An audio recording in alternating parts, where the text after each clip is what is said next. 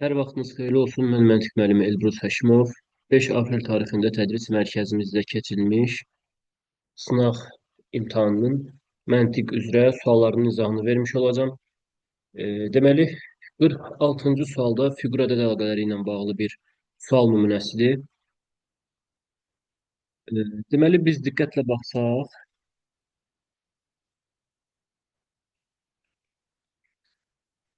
dairədən kvadrata gəldikdə hər hansı bir əlaqəni görə bilmirik, məsələn. Məsələn, dairə hansı tərəfə fıradır, hansı rəqəmləri alır, görə bilmirik. Nəsə uyğun bir əlaqə görə bilmiriksə, biz hansı formada baxmalıyıq? Biz məsələn dairədən buradakı dairəyə doğru gələ bilərik. Bu dairədən buradakı dairəyə doğru gələ bilərik və görürük ki, hər dəfə dairə saat əqrəbi istiqamətində 90 dərəcə fırlanır. Hər dəfə. Bu içindəki rəqəmlər burada 1 vahid artır, burada isə hər dəfə 2 vahid artır. Burada da yenə həmçinin. 2 üstəgələk 1, 4 üstəgələk 2. Yəni 90 dərəcə fırlana içindəki rəqəmlər yəni bir dəfə 1 artır, buradakılar 2 artır. İndi bizdə də buradan gələcəmsə bura, yenə görürəm ki, fiqur saat əqrəbi istiqamətdə 90 dərəcə fıradır. Boz hissənin içindəki rəqəmlər 2 vahid artır. Belə deyək də, bu xanalar olan hissədə isə 1 vahid artır. İndi biz bunu saat əqrəbi istiqamətində 90 dərəcə fırlatmışıq, bu alınıb. İndi buradan da gələcəm sual işarəsinə, yenə saat əqrəbi istiqamətində fırladacam 90 dərəcə. O zaman rəngli hissə keçəcək sol tərəfə, yəni sol tərəfdə rəngli olmalıdır. Sol tərəfdə rəngli hissə. Təbii ki, ya cavab A olacaq, ya D olacaq. Və bizim bu 4 olan hissədə, yəni boz olan hissədə 2 vahid artacaqsa 6, yəni sol tərəfdə 6 olacaq rəngli hissə. Bu xanalı olan hissədə 1 vahid artsa 3 olacaq sağ tərəfdə və təbii ki, cavabımız D variantı olmuş olur. Növbəti sualımız barmaq işarəsi olan mətnin təhlili, yəni sualdır. Burada nəticəyə biz gəlməliyik. Hər hansı bir şərti oxuyub nəticəni yəni, qurmalıyıq. Ona uyğun da biz variantı götürməliyik. Deməli,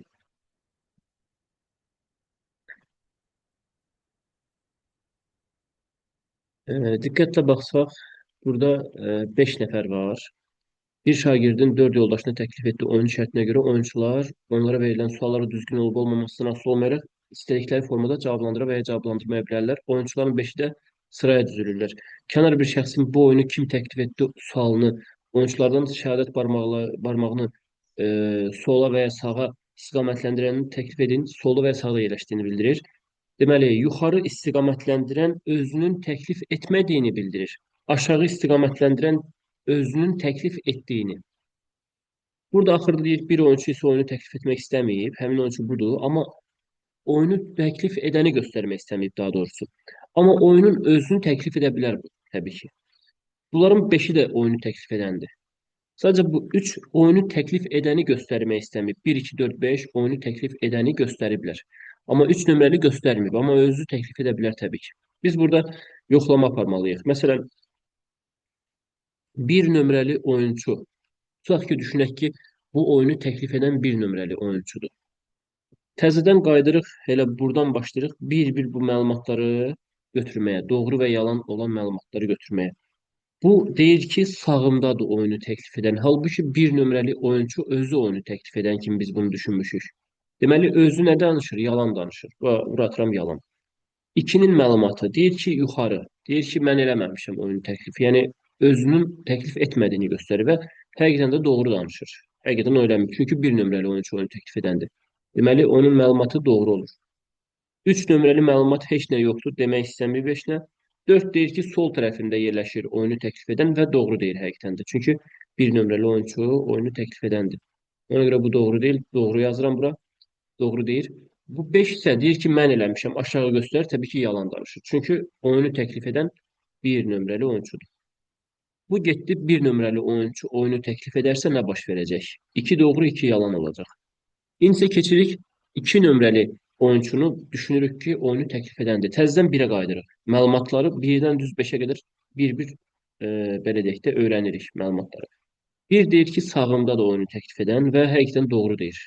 2 nömrəli oyunçu təklif edərsə oyunu nə baş verəcək?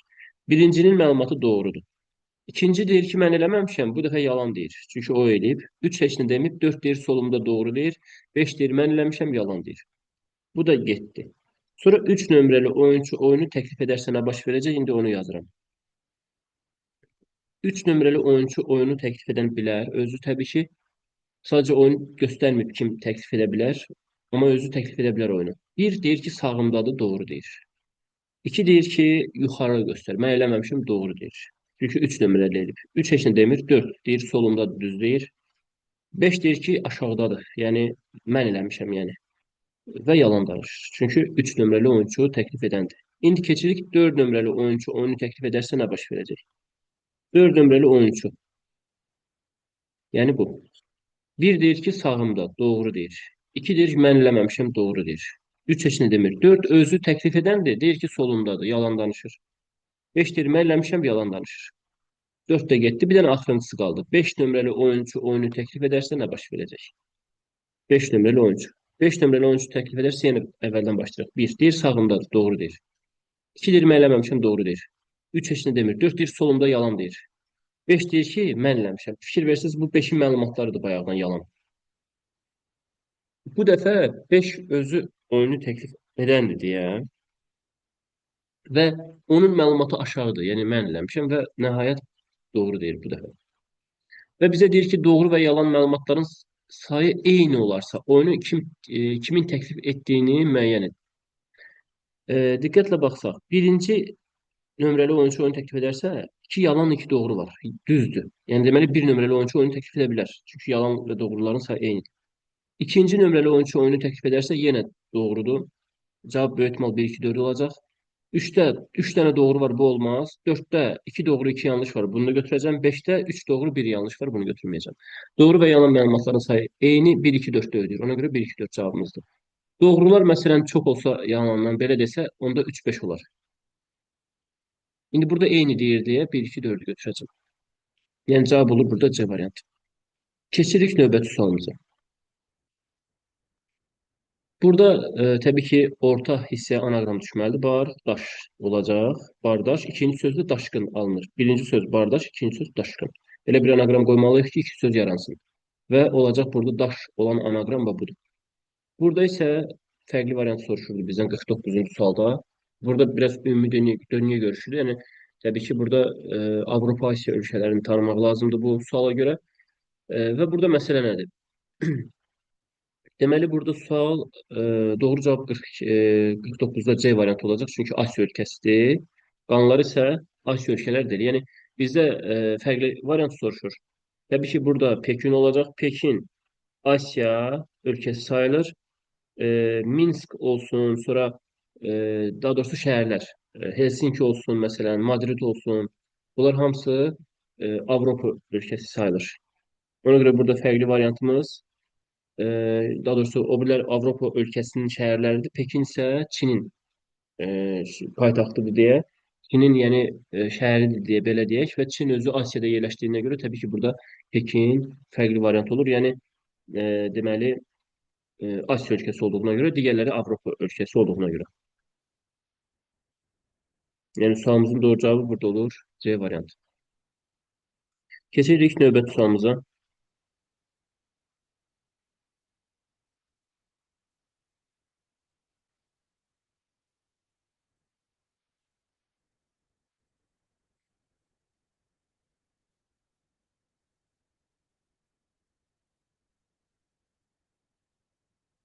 50-ci sual. Elbrus müəllim qolundakı mexaniki saata baxdığı zaman saat 14:10 göstərirdi. 10 dəqiqə keçdikdən sonra dəqiqə əqrəbi 1-2 dəqiqə dayanır.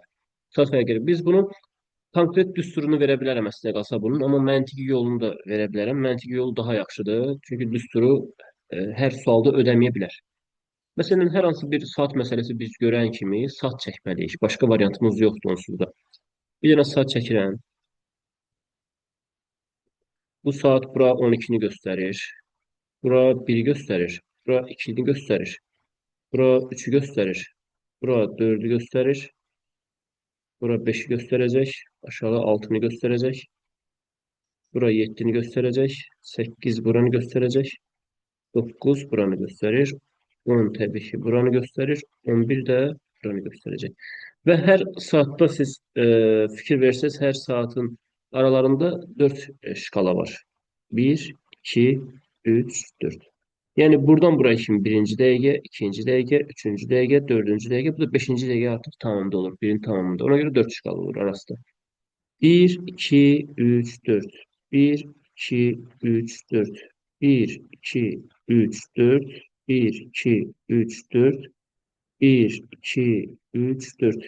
Bir, 2, 3, 4. Bunları ayırıram hər bir şkalalar arası 4 dənə yer. Yəni bunu çəkmək lazımdır, əgər biz bunu praktik yolla həll ediriksə.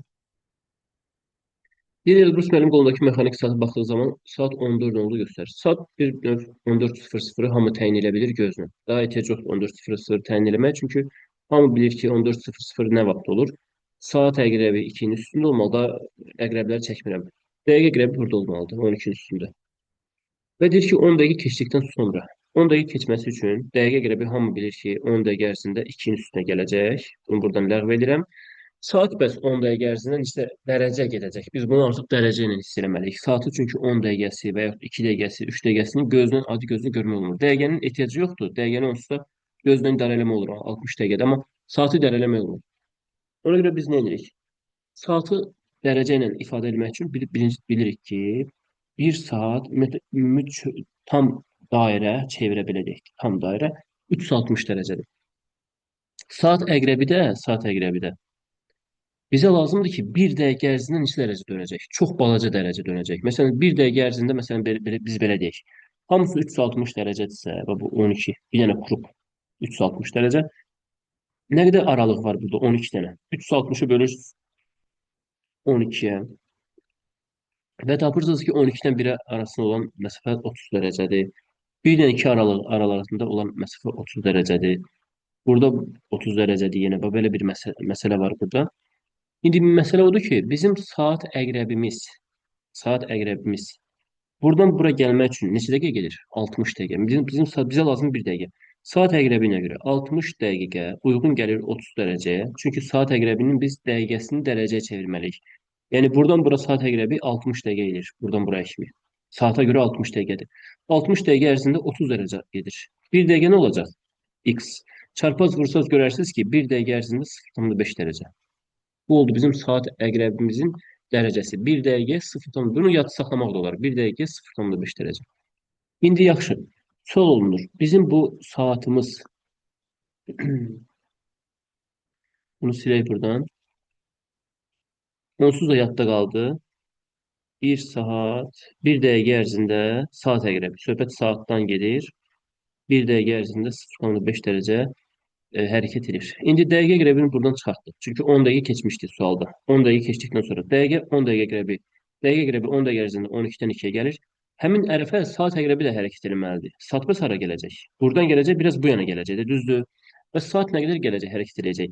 5 dərəcə.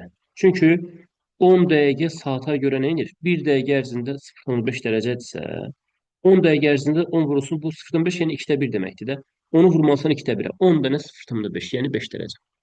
Yəni bizim saat əqrəbimizin dərəcəsini yadda saxlayırsınız. 30 dərəcənin tamamında saat əqrəbi gəlib düşəcək 3-ün tamamının üstünə. Bunu bildik. İndi biz burada 10 dəqiqə keçdikdən sonra deyir, 10 dəqiqə keçdi. Saat əqrəbi bir cüzi 5 dərəcəlik, yəni saat əqrəbi təxmini buralardadır. Bir cüzi keçib 2-ni.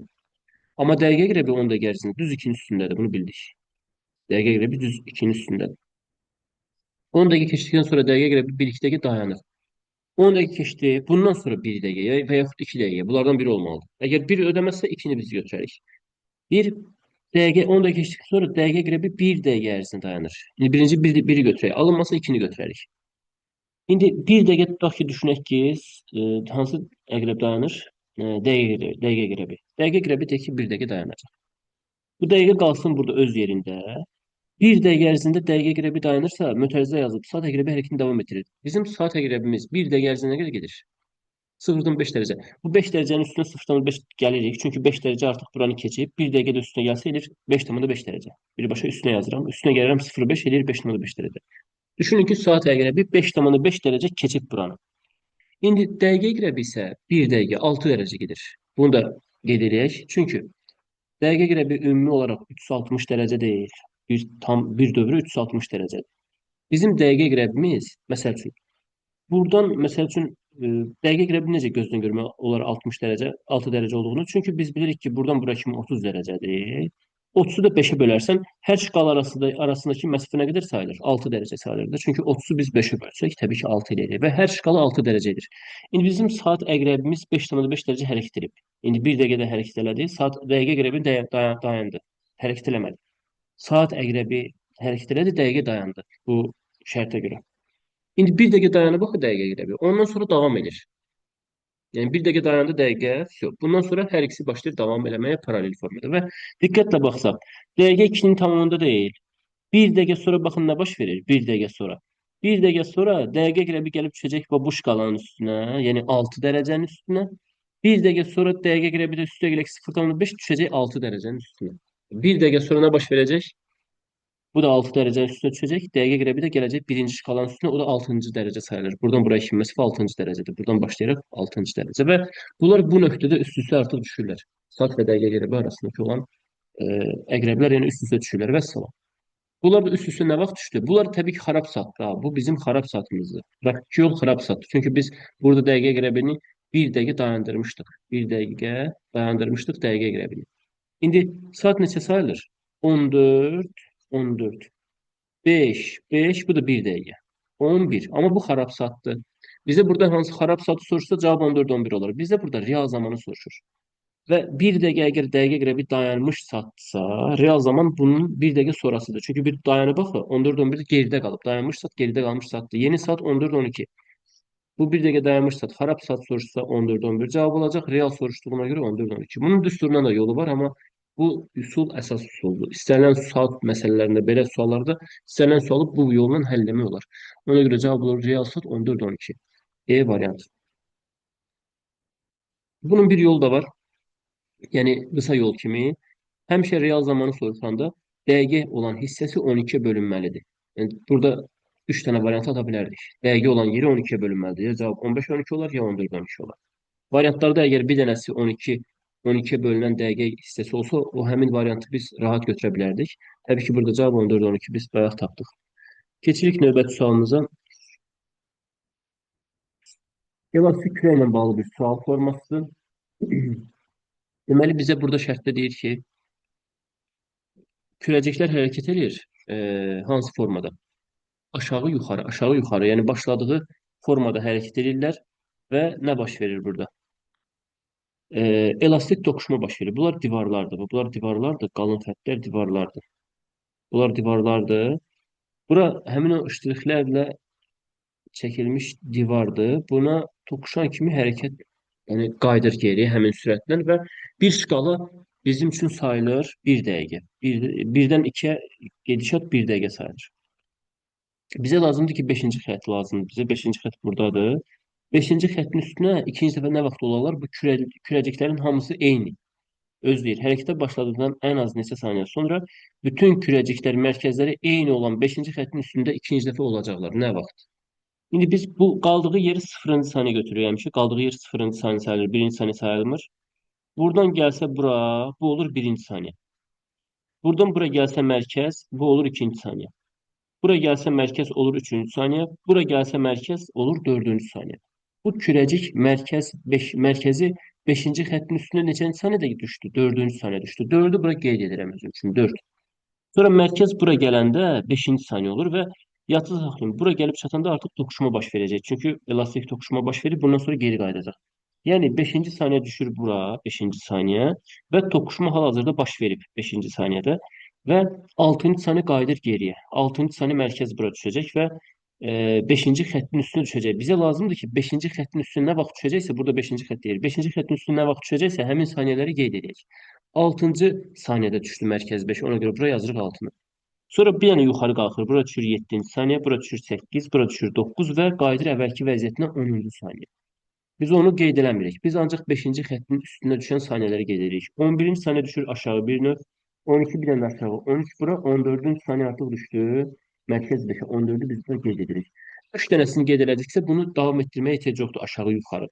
Biz 3 dənəsini qeyd etdikdən sonra baxın ardıcılıq gah 2 artır, gah 8 artır. Elə bu formada ardıcılığı davam edirik getsin. 2 arttı, 8 arttı. 2 arttı, 16, 8 arttı, 24. 2 arttı, 26 daha ehtiyac yoktu getməyə. Nəyə görə? Çünki variantlar içərisində ən böyük variant 22 idi.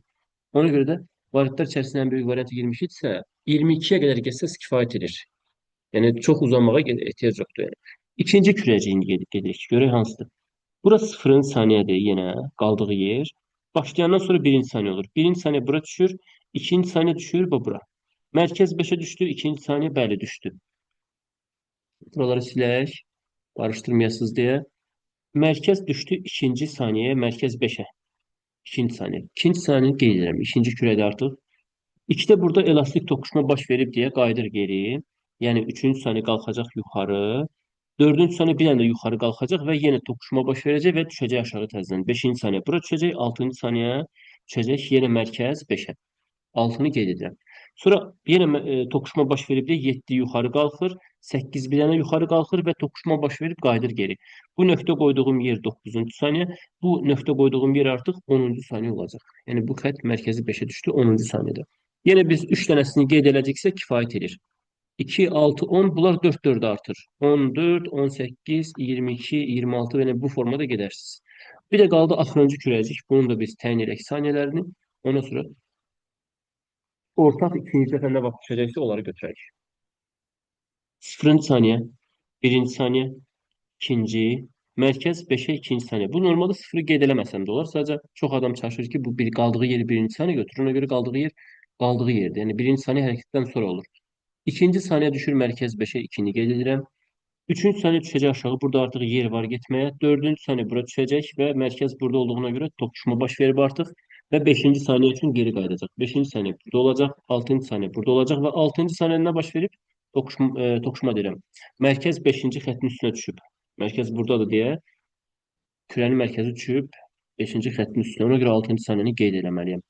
Yeddinci saniyə, yəni yuxarı 8-ci saniyə əvvəlki vəziyyəti və toqquşma baş verir. 9 bura düşür, 10-cu saniyə gəlib düşür bura və mərkəz 5-in üstündədir. Ona görə onu biz qeyd edirik və ehtiyac yoxdur onu davam eləməyə, eyni şeydir. 4 artsa 14, 18, 22, 26 bu formada gedir. Bizə deyir ki, mərkəzləri daha doğrusu mərkəzləri eyni vaxtda 5-ci xəttin üstünə ikinci dəfə deyir nə vaxt olacaq. Birinci ortaqlar hansılardır? Birinci ortaqlar 2-lər deyil, 6-lar. Deməli bunlar əgər məndən ikinci dəfə yox, birinci dəfə soruşsaydı burada cavab olardı 6. İkinci dəfə hansı ortaqlardır? İkinci dəfə 14-lərdir. İkinci ortaqlar 14-lərdir. Sırayla getməliyik. Deməli ikinci dəfə 14-cü saniyədə mərkəzləri hamısı eyni vaxtda 14-cü saniyədə, yəni 5-ci xəttin üstünə düşəcək və cavabımız olur 14-cü saniyə. Üçüncü dəfə soruşsa cavab hansı olacaq? 22 olar mı? Yox, 22 olmaz. Burada 22 yoxdur, 26 olacaq. Üçüncü dəfə 26-nın üstünə düşəcəklər.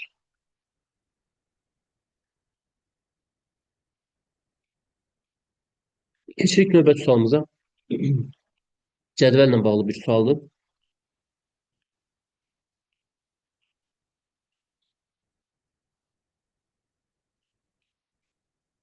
A ilə 2B-nin cəmi 24. A üstəgələk 2B bərabərdir 24. 2C üstəgələk 3A bərabərdir 42-yə. Bir də 3B-nin və C-nin cəmi bərabərdir 36-ya. Düzdür, burada əvəzləmə ilə də gedə bilərsiniz. C-nin qiyməti 36 minus 3B qoyarsınız. Məsələn, burada yerinə sonra AB əvəzləməsi ilə tapa bilərsiniz nə isə. Belə də edə bilərsiniz və ya başqa bir yolla da gedə bilərsiniz. Yəni, fərq eləmir. Hansı yolla istəyirsiniz, gedin məsələn. Yəni, hansı formada əvəzləmə istəyirsinizsə apara bilərsiniz. Burada C və A-lar var, burada A və B-lər var, burada isə B və C-lər var. Tutaq ki, alt-alta toplasam mənə nəsə verir. 3B, o da 2B, 2A, 3A, o da A, 2C, o da C, yox, vermir nəsə. Deməli, biz burada əvəzləmə eləsək. Məsələn, mən tutaq ki, birinci A-nı tapmaq istəyirəm. A bərabərdir 24 çıxaq 2B, A-nın qiyməti. Və buradakı A-nın yerinə 24 çıxaq 2B yaza bilərəm, düzdür? Yazaq. 2C üstəgələk 3 vuraq A-nın qiyməti 24 minus 2B bərabərdir 42-yə. Və biz buradakı C-nin qiyməti bilirik ki, 36 minus 3B-dir. Onu da birbaşa qoya bilərdim əslində qalsa. Bura sadəcə özüm birbaşa eləmədim ki, hamı başa düşsün. C bərabərdir 36 minus 3B. C-nin qiyməti 36 minus 3B. Və buradakı C-nin də yerinə sən 36 minus 3B qoysan, B tənliyini alırsan. Və səndən B-ni soruşur, onsuz da hazırdır sual. 2 vurulsun senin qiyməti 36 minus 3b. Üstə gələk. Bunda olduğu kimi yazaq. 3 vurulsun 24 çıxaq 2b bərabər 42. Bunu siz tənqi həll edersiniz, hazırdır. 72 minus 6b üstə gələk. 72 minus 6b bərabərdir 42. 72 bu da 72. 42'ni aparaq sola mənfi b mənfi 6b mənfi 6b mənfi 12b eləyir. Onun bərabərini sağına aparsam müsbət 12b eləyir. 72 də 72 144 eləyir babular. 144. 42'ni bərabərini soluna aparsam minus 42 olur və olur 102 bərabərdir 12b. B də bərabərdir 102 bölünsün 12. Bizim cavabımız bu olmalıdır. Və tərəf məsələn 2'ye bölə gedəyək. 51 böl 6 3'e bölsək 2 yuxarıda 17. Cavab olur 17 bölü 2, yəni B-nin qiyməti olur hazır. Əvəzləmə formasında bir cədvəl sualda əvəzləməni tələb edir bizdən. 53-cü sual. Burada biz bilirik ki, tərəf oxşarlar varsa mütləq şəkildə ixtisar eləməliyik. Burada oxşarlar bu S ilə buradakı S, buradakı 2 dənə B ilə buradakı 2 dənə B-miz getməlidir mütləq şəkildə. Və cavab S-si bərabərdir BBA. 3 dənə A bərabərdir 2 dənə B-yə. Biz əvəzləməyə də gedə bilərik. Hər hansı bir yolu tətbiq edə bilərik, fərq eləmir. Və yaxud istəyirsinizsə qiymət qoyma ilə də gedək, birbaşa tabaq. 2, 2, 2, B-lərin yerinə 3 düşəcək. B-lər bizdə 3-dür, A-lar 2-dir. Cavab edir burada 8. Deməli, bunun da 8 olması üçün biz məcburuq ki, C-lərə 4 verək. C-yə 4 vermişəm, B-yə 3 vermişəm, 7 almalıyam. Hərflərə verdiyim qiymətləri hansı variantda yerinə qoysan 7 ödəyəcəksə, sənin cavabın odur təbii ki. A, C variantı ödür mü? 2, 2. B'nin de qiyməti 3'dür. 7. Bəli, ödür. Ona görə 53-cü sualda sualımızın doğru cavabı C variantı olmuş olur. Növbəti sualımız saatla bağlı sualdır. Güzgü məsələsi var burada. Güzgü. Evdən saat 12:21-də çıxmalı adam dəqiq işləyən daha doğrusu saatdan. Yəni saat dəqiq xarabdır. Dəqiq işləyən saatına güzgüdən baxanda şəkildəki vəziyyəti görürük. Ümumiyyətlə biz güzgünü yadda saxlamaq lazımdır ki, güzgü bizim soldan sağa və yaxud sağdan sola olan əksimizdir. Real olan güzgüdən belə söhbət gedir. Yəni yuxarıdan aşağı doğru əksimiz olsa biz baş aşağı qalmalıyıq da güzgüdə özümüzə baxanda. Ona görə biz özümüzün əksini görürük. O da soldan sağa sayılır. Soldan sağa və yaxud sağdan sola. Ona görə bunun rahat yolu var. Dəqiqə yeri bura düşmür. Bunun güzgüsü avtomatik düşür və bura. Dəqiqə yeri burada olmalıdır. Təxmini düzdür. Saat da burada deyil. Saat bunun üstünə deyil. Bunun üstünə. Onun sola doğru güzgüsü saat düşməlidir bura. Real saat nə qədər olmalıdır? 10, saat 10 üstündədir. Və dəqiqə burada olduğuna görə 10, 10, 5, 5, 10, o da 2 ya da 1. 2 də deyə bilərik. Yəni saatımız 10, 12 və yaxud 11 fərq eləmir. Yəni dəqiqə fərqi o qədər hiss olunmayacaq. Onsuz cavabı biz rahat tapa bilərik. İndi deyək ki, saat 10-12-dir. 10-12-dirsə saat. Real saatı tapdıq. Yəni dəqiqənin sağa doğru güzgüsü bura düşür. Saatın sola doğru güzgüsü bu yana düşür və 10 5 5 12. Dəqiqə buradaydı ona görə. 10-12 oldu real zamanımız. Yəni həqiqi saatımız güzgüdən yox. Güzgüdən baxdığımız yox. Əsas saatımız 10-12 olur və 10-12-dən sən 12:21-də adam çıxmalıdır evdən. Neçə dəqiqə qalıb? 10-12-dən 11-12-yə qədər 60 dəqiqə. Üstə gələk. 11-12-dən 12-12-yə qədər yenə 60 dəqiqə. 12-12-dən də 12-21-ə qədər 9 dəqiqə. Plus 9 dəqiqə. Bu eləyir 129 dəqiqə. Cavab olur E variantı. Vəssalam. Növbəti sualımız çubuqla bağlı məsələ rahat bir sualdır. Bizə deyir ki, çubuqların bir-biri ilə əlaqəsi şəkildəki kimidirsə, dəstələri müəyyən edərək ən böyük dəstəyə malik olan çubuqların nömrələri cəmi ilə ən kiçik dəstəyə malik olan çubuqların nömrələri cəmi arasındakı olan nisbət də bölmədir. Yəni bölməsini tapmaq lazımdır. Deməli, baxaq bir-bir. Bu bir nömrəli çubuq gedir birləşir 4-ə. Bax, 1, 4 qeyd edirəm. 4 gəlir aşağıdan, birləşir başqa bir çubuğa, yəni 2-yə. 2-ni qeyd eləməliyəm bura. 2 gəlir buradan birləşir kimə? 12-yə. 12-ni qeyd edirəm. 12 yuxarı qalxır, yəni 10-a birləşir. 10 da gəlib aşağıdan birləşir başqa bir çubuğa, yəni qayıdır 1-ə. Daha biri təzədən qeyd eləmirəm. Biri çünki qeyd eləmişdim. Bu bir dənə dəstə. Sonra buradan başlayaq məsələn. 3 gedir birləşir 6-ya. Yazıram bura. 3, 6. Bu artıq başqa dəstədir. 6 gəlir birləşir 8-ə. 8. 8 gəlib birləşir kimə? Buradan birləşir 3-ə. Hə, 3-ü də yazmır. Ehtiyac yoxdur. 3 burada yazmışam. Bir də qaldı burada 5. 5 gəlir birləşir 7-yə. Yazıram bura. 5, 7. 7 də burada birləşir kimə? 9-a birləşir. 9-u yazırsınız. 9 da yuxarı qalxır. Yəni birləşir 11-ə. 11 yazırsınız. 11 də aşağıya düşür. Birləşir kimə? Deməli 5-ə. Daha 5 tə təzədən təkrar yazmırsınız. Çubuqların bir-biri ilə əlaqəsi şəkildəki kimidirsə, dəstələri edərək ən böyük dəstə hansıdır burada? Ən böyük dəstə budur. Çubuqları toplanan dəstə. Bunların cəmini neçə edir? 5, 7, 19, 29 edir. Ən kiçik dəstəni də tapıb onun cəmi neçə edir? 9, 17 edir. Bunlar arasındakı nisbəti. 29 bölünsün 17. Kiçik dəstə budur. Yəni cəmlərə görə baxmırsınız, kiçik böyüklüyə görə. Çubuqların sayı çoxdursa o böyük dəstədir. Çubuqların sayı azdırsa ən balaca dəstə odur. 29 bölü 17 cavab olur D variantı və S. Yəni sualımızda 55-də olur D variantı. 56-ya gəldik. Burada isə siz düz oxu belə qoya bilərdi. Oxu belə qoysa daha rahat olardı. Siz bilərdiniz ki, bundan bunu almalıyam. Amma oxu olmasa da belə də verə bilər. Yəni siz 2 ilə 8-dən buradakı onların kəsişməsi sütun üzrə bunu almalısınız. Sətir də ola bilər də burada sütundur. 2 ilə 8-in 8-ini də ala bilərəm. Bir-birinə vurub 2-yə bölməklə. Məsələn, digərində də ödəyir. Məsələn, biz 1 ilə 4-dən 2-ni almalıyıq. 1-i 4-ə vurub 2-yə bölərsiniz. Hazır. Hamısını da ödəyir. Baxın, məsəl üçün 4 ilə 1, 4 ilə 1 bir-birinə vurdum, 2-yə böldüm, alındı. Burada da həmçinin, bax, məsəl üçün 12, bu da 2. Bunlardan almalıyam bu 12-ni. 12-ni 2-yə vurdum, böldün 2-yə. Buradakı alınır. Biz birbaşa gəlin P-ni tapaq. 4-ü nəyə vuran da sonra 2-yə böləndə bu 12 alacaq. Təbii ki, P oldu 6. P yerinə 6 yazıram. 2-ni vurdum 4-ə, böldüm 2-yə. 2 oldu 4. 2-ün yerinə 4 yazıram, üstə gələk. K-nın qiyməti budur. 2 vur 1 böl 2. Yəni K oldu 1. K-nın da yerinə 1 yazıram və variantını tapıram. Növbəti sualımız, bu da rahat sual. Rahat deyəndə ki, orta sual tipidir. Burada bu formada baxmalısınız. Ziqzaq var. 6 artır, 6 artır, 6, 6, 6. Yenə 6 artacaqsa bura 41 düşəcək. O biri ardıcılığımız 2 azaldı, 2 azaldı, 2 azaldı, 2 azaldı. Hər dəfə 2 azalır. Bu da olacaq 11. Cavab 41, 11 var. D variantı. Sonra növbəti sualımız qrafiklə bağlı sualdır. Yəni burada dərəcə ilə bağlıdır. Bu A nəyini göstərir? A göstərir, baxın. A göstərir 3 nisbətini. 3x. B göstərir hansı nisbəti? 5-i. 5x olsun. C göstərir 6-nı 6x olsun. D göstərir 10-u 10x olsun. Dairədə 3 bucaq olsa 180 dərəcəyə bərabərləşir bunların cəmini. Bunların cəmi hamısı buradadır. C, A, B hamısı buradadır qrafikdə.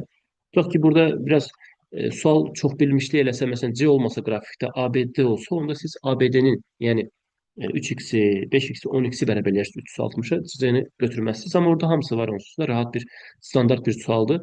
ABC-də içəridə var hamısı. Ona görə bunların cəminin hamısını 360-a bərabərləşirsiniz. Dairə çünki 360 dərəcə bilirsiniz. 24x bərabərdir 360-a.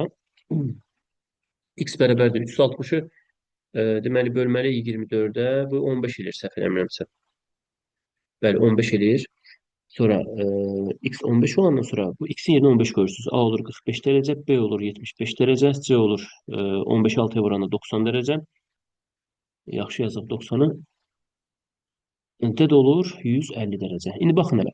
T 150 deyil. Deməli T dərəcəsi göstərir baxın burada. T deməli belə çıxır ki 150 dərəcədir elə. Sən burada bizə M lazım deyil. M A-nı göstərir. A-nı biz 45 dərəcə tapmamışıq. Deməli M burada 45 dərəcə. Buranı yazırsınız 45 üstə gəlir. T var burada. T ilə 150 dərəcə, yəni D-nin qiyməti idi. Üstə gələk ki, 150 mötərizə bağlanır, çıxılsın. İndi K-nın yerinə. Tab B-ni göstərir, B 75 dərəcə. Onun yerinə 75 dərəcə yazırsınız. V da göstərir C-ni. C bizdə 90 dərəcə olduğuna görə V da bizdə 90 dərəcə olacaq. V-nin yerinə 90 qoyursunuz. Bu birinci mötərizəni toplayaq. 195 minus. Bunu da toplayanda 165 edir. Və bunlar arasındakı fərq 30 edir. Cavab olur B variantı. Yəni, çətin sual deyildi. Bu da orta tipli sualdır. İndi qatlama ilə bağlı suala baxırıq. Bu sualda rahat dərsine qalsa o qədər də çox da çətin deyil. Birinci bir-bir qatlaması. Bir-bir nə deməkdir? Bir görürsünüz, bu birlə birləşdirəndə bu qatlama olmalıdır birinci. Bununla bu arasında olan. Yəni aşağını yuxarı doğru qatlayarsınız. Suala doğru qatlamaq lazımdır. 2-2 qatlaması budur. Bununla bu. Bunu qatlayarsınız bura. Sonra 3-3 qatlaması nə demək? Düşünün ki, bunu qatlamışıq yuxarı, bunu qatlamışıq sağa. Ondan sonra 3-3 qatlaması. 3-3 buradadır bu. 3-3. Yəni bunu bura qatlayarsınız. 4-4 də bu budur. 4-4 bu olduğuna görə buradakını da bura qatlayarsınız. Ehtiyac yoxdur bunu sırayla eləyəndə, çünki nəticə kəsməyəcək onsuz da. Elə biz birbaşa, məsələn, bunu aşağı doğru qatlasaq, bura düşəcək. İstəyirsiniz bunu qatlayaq bura. Və yaxud bunu sola qatlayaq, sonra aşağı. Və yaxud bunu yuxarı qatlayaq, sonra yuxarı. Bax, bu xətti qatlayanda yuxarı bura düşəcək. Bunu da sağa doğru qatlasaq, bura düşəcək. Vəssalam. Burada xətt olmalıdır, yoxdur. Burada xətt olmalıdır, burada xətt olmalıdır, heç birində yoxdur. Yəni, C variantı cavabımızdır. Edə də həmin xətt yoxdur. Ona görə də təbii ki, C variantı bizim sualımızın doğru cavabı olur. Yəni bir dənə yerə görə kifayət edir, yəni baxmaq. Məsələn, bunun simmetriyası aşağı doğru bu verir bizə. Heç burada da yoxdur. Burada da yoxdur. Ona görə bu variantlar çıxır həmin xəttə görə. Sırf bu xəttə görə, yəni bunu apardıq yuxarı, bunu da sonra sağa verəndə düz yanına düşəcək simmetriyası.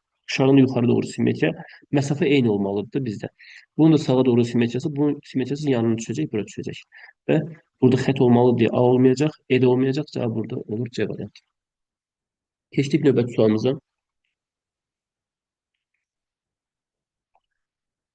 Xeyri kəsiklə bağlı bir sual. Normalda bizdə belə bir simmetriya varsa, biz bu sualın variantlarına görə sırf buna görə baxa bilərik birbaşa. Bunun simmetriyası və bunun simmetriyası burada. Bunun əla. Hamısı əla, amma bunun simmetriyası burada olmalıdır. Ümumiyyətlə şəkil səhvdir. Bu üçbucağın simmetrisi yanında olmalıydı. Getdi. Burada da eyni vəziyyət. Getdi. Burada da yenə eyni vəziyyət. Bunun simmetrisi yanında olmalı. Bu da getdi. Yəni bir dənə oxa görə hətta mən çıxartdım variantı. Normalda biz bunu bilirik ki, biz bunu birinci belə açmalıyıq. Bunun simmetrisi bura düşəcək. Sonra burada başqa nəsə düşmür. Bunu da hamısını verərsiniz bu yana simmetriyası və təbii ki, D variantını alırsınız. Yəni bir dənə buna görə kifayət edirdi baxmaq. Gəldik növbəti sualımıza, Hitoriya. Hitoriyada məsələ nə idi? Biz deməli qaydalardan biri nə idi? Qısa qaydalardan biri C ilə C əgər eynidirsə və yaxud rəqəm olsun, hərf olsun, eynidirsə sətr üzrə və sütun üzrə. Onların arasındakı E saxlanılmalıdır. Nəyə görə rənglənə bilməz? Çünki rənglənsə bu, Hitorda belə bir qayda var. Rəngləyirsənsə xananı, onun yanaşı formada, bax bu A-nı saxlaya bilərsən, problem yoxdur. Amma sən bu E-ni rəngləyirsənsə, bunu rənglə bilməzsən, bunu rənglə bilməzsən, bunu rənglə bilməzsən, bunu rənglə bilməzsən. Yanaşı xanalar rənglənə bilməz. Yaxşı, sual olunur. Yanaşı xanalar rənglənə bilmirsə, nə etmək lazımdır? Saxlamaq lazımdır onları. Yəni rəngləməmək lazımdır. Deməli, rənglədiyimiz xananın solunu, yuxarısını, sağını və aşağısını saxlamalısan mütləq. Düzdür? İndi sən bunu əgər rəngləsən, məcbursan ki, solunu saxlamalısan, sağını, aşağısını saxlamalısan.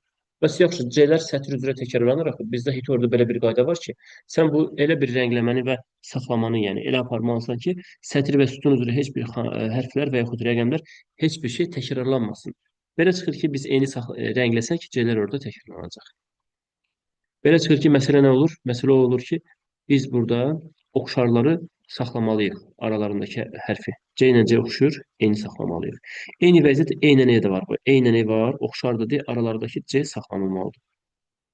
Burada yoxdur başqa, burada yoxdur, görmürəm başqasını, burada var, yoxdur. Burada da görmürəm, yoxdur. Sütun üzrə baxsaq, sütun üzrə də yoxdur, burada da yoxdur, burada da yoxdur və burada da yoxdur. Hə, bu sütun üzrə də yoxdur. Başqa B-lərin arasında C var. Saxlaya bilərəm. C-də B-yi, başqa yoxdur. Sonra bir dənə də qayda vardı. Görək həmin qayda burada ödəyir yoxsa ödəmir. Məncə hə var. Bir dənəsi var. Deməli bir dənə də qayda nə idi? E burada varsa, onun oxşarı iki dənə sətir üzrə və ya sütun üzrə belə vəziyyət sətirdə də alına bilər, sütunda da alına bilər.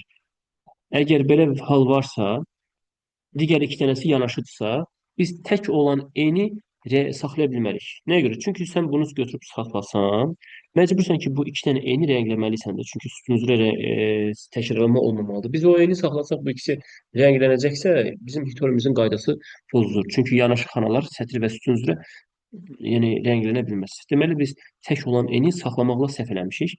Deməli, bunu rəngləməliyik. Rəngli xananın da bilirik ki, aşağısı saxlanılmalıdır, sağ tərəfi saxlanılmalıdır. Ondan sonra davam edirik. Buna göstərdiyim buna oxşar hal varmı başqa? Məncə yoxdur başqa. Belər, delər yoxdur. Hə. Bundan sonra nə etmək lazımdır? Bundan sonra götürüb məsələn davam eləmək lazımdır Hitorini. Bu arada bu C burada saxlanılıbsa, sətrində və sütununda başqa C ola bilməz. Bunu C-ni saxlamışamsa bu C-ni rəngləməliyəm. Bu C-ni rənglədiyimə görə bunu saxlamaq lazımdır mütləq şəkildə. Ondan sonra davam edirik. Bu C-yi saxlamışam, B-ni saxlamışam. Bunların təkrarı yoxdur. Sətr üstün üzrə var. Daha doğrusu bu B-nin təkrarı var aşağıda. Yuxarıdakı B-ni saxlamışamsa bu B-ni rəngləməliyəm. Rənglədiyim xananın aşağısını saxlayacağım, solunu saxlayacağım. Sonra bu C-nin təkrarı yoxdur, bu E-nin təkrarı yoxdur başqa. Bu A-nın təkrarı yoxdur, bu D-nin təkrarı yoxdur. Ondan sonra biz davam eləməliyik teorimizə. Biz götürüb tutaq ki, bunu saxlasaydıq, nöqtəli üsula hələ keçmirəm.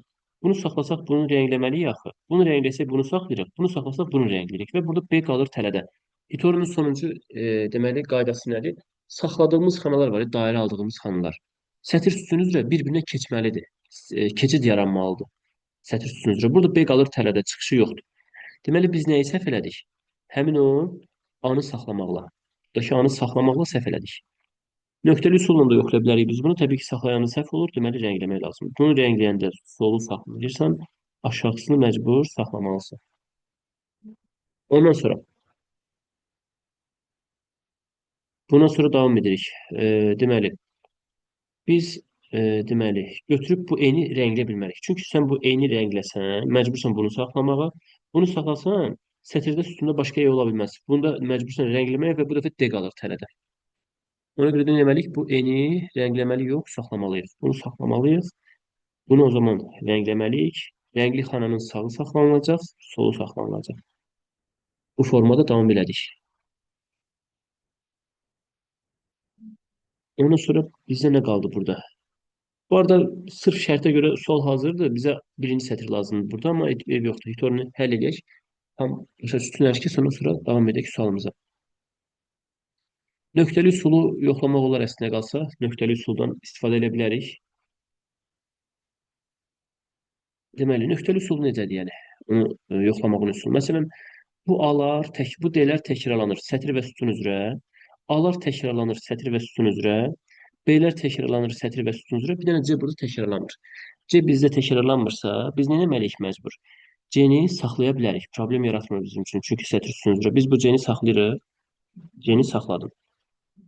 Tamam, biz bu C-ni saxlayırıq. İndi C-nin sətri və sütununda başqa təkrarlama varmı? Yoxdur. Saxladım, getdi. İndi bu B-ləri və A-ları, D-ləri bilmirik. Nə etməliyəm? İndi bunu sadəcə yoxlamaq lazımdır. Tutaq ki, nöqtəli üsul nə idi? Tutaq ki, biz bu D-ni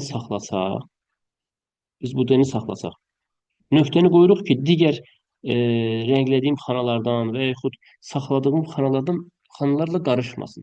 Bunu saxlasam nə baş verir? Məcburam ki, bunu rəngləyim. Və yenə nöqtəni qoyuram məcbur formada. Bunu rənglədiyimə görə bunu saxlamalıyam və yenə nöqtəni qoyuram. Bunu saxladığıma görə bunu nə etməliyəm məcbur? Bunu götürüb rəngləməliyəm. Bunu rəngləməliyəm və yenə nöqtəni qoyuram və fikir versək, qayda artıq pozulmuş olur. Harda pozulmuş olur? Burada zənciri görürsüz, alınmayacaq. Burada da x var, burada da x var, burada da x var, burada da x var, burada da x var. Görürsüz? Bu sağ tərəfdəki olan ağ xanalar, saxladığımız xanalar, dairəyə aldığımız xanalar sol tərəfin dairələrinə keçid edə bilmir. Fikir versək. Keçmirlər. Ona görə qayda pozulmuş olur. Zəncirvari əlaqə yoxdur. Deməli, biz bunları silirik, nöqtəli qoyduğumuz hissələri silirik. O dəni nə etməliyik bu dəfə? Rəngləməliyik. Saxlaya bilmərik, rəngləməliyik. Normalda hitori rahatdır, çünki birinci sətir çoxdan alınıb. Biz bu sualı həll edə bilərik. Amma ehtiyac yoxdur. Tam axıra kimi həll edəcəm bunu. Bunu rəngləmişəmsə, bunu nə etməliyəm? Məcburam ki, bunu saxlamaq. Bu hissi də hazır. Ondan sonra burada 4 dənə xana arasında keçid qalır. Bunu biz tapmalıyıq. Hansını rəngləməliyik, hansını saxlamalıyıq. Tutaq ki, yenə nöqtəli üsuldan istifadə eləsəm. Tutaq ki, mən bunu saxlasam. Nöqtəni yenə qoyuram. Çünki bilmirəm dəqiqidir yoxsa yox. Bunu saxlasam. Bunu rəngləməliyəm. Bunu rəngləsəm. Bunu saxlamalıyam. Bunu saxlasam, bunu rəngləyirəm. Və burada A düşdü tələyə.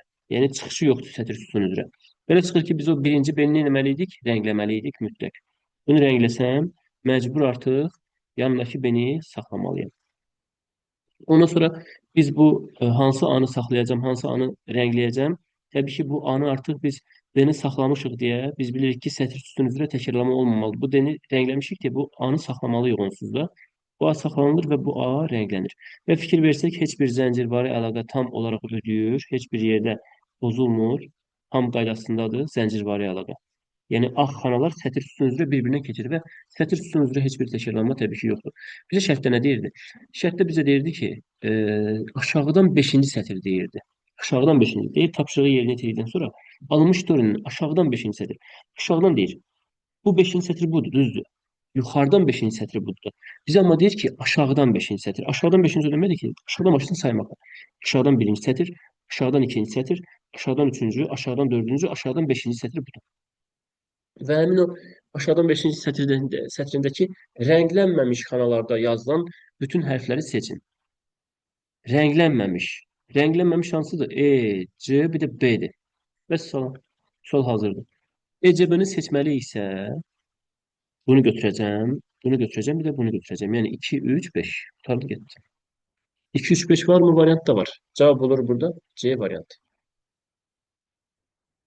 Növbəti sualımız fiquradan əlaqəsi ilə bağlı sual formasıdır.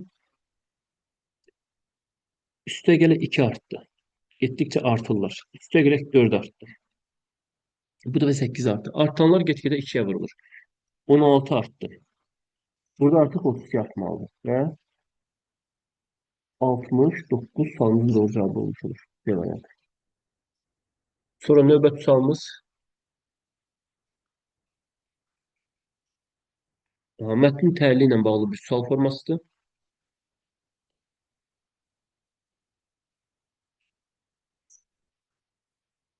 Deməli, diqqətlə baxsaq, Hüseyn Bolt burada onu soruşur. Hüseyn Boltun təyin olduğu zolağın nömrəsi ən az neçə ola bilər? Burada neçə nəfər var? Deməli, 7 sprinteri var burada. 1, ikinci sıra, üçüncü, dördüncü yer, beşinci yer, altıncı yer, bu da yeddinci yerimiz. Burada diqqətlə baxsaq, hərflərlə işarələnib. Yamaykalı Hüseyn Bolt udur. Japon Rieta Yamagata R'dır. Gvatemalalı C.J. Green S'ti. Fransız Christoph Lemert K'dır. ABŞ-dan gələn Trayvon Bromell T'dir və İngilis Cicindu Uca C'dir. Soldan sağa 1, 2, 3, 4, 5, 6, 7 ədədləri ilə nömrələnmiş fərqli qaçış zolaqlarına təyin olundular. K üçüncü zolaq təyin olundu. K üçüncü zolaqdadır. U 7-ci zolaq təyin olmadı. Bu üstünə bir U atıram və üstə xətt qoyuram ki, U 7-ci yerdedir. R və S yanaşı zolaqlarda təyin olundular. R ilə S yanaşı deyə belə olmalıdır, ya da belə olmalıdır. Yanaşıdırlar bunlar ancaq. Bunu dəqiq bilirik. U-nun təyin olduğu zolaq A-nın zolağından sağda yerləşir. A-nın zolağından sağda U olmalıdır. Belə bir vəziyyət olmalıdır. Yəni buraya ehtiyac yoxdur birin üstünə U xətt çəkməyə. Onsuz da sən bunu rahat görürsən ki, A olmalıdır, dalınca U gəlməlidir. Və U dalınca gəlməyə də bilər. Çünki onun təyin olduğu zolaq A-nın zolağından sağda yerləşir. Yəni belə də ola bilər. A-nı biz burada qoyaq, onu biz burada qoyaq. Belə bir vəziyyət də ola bilər. Hökmən deyir ki, A-nın dalınca hökmən U gəlməlidir. Sadəcə deyir ki, onun təyin olduğu zolaq A-nın zolağından sağda yerləşir. Və 2 dənə sağda da yerləşə bilər, 5 dənə sağda da yerləşə bilər. Yəni bilmirik biz bunu.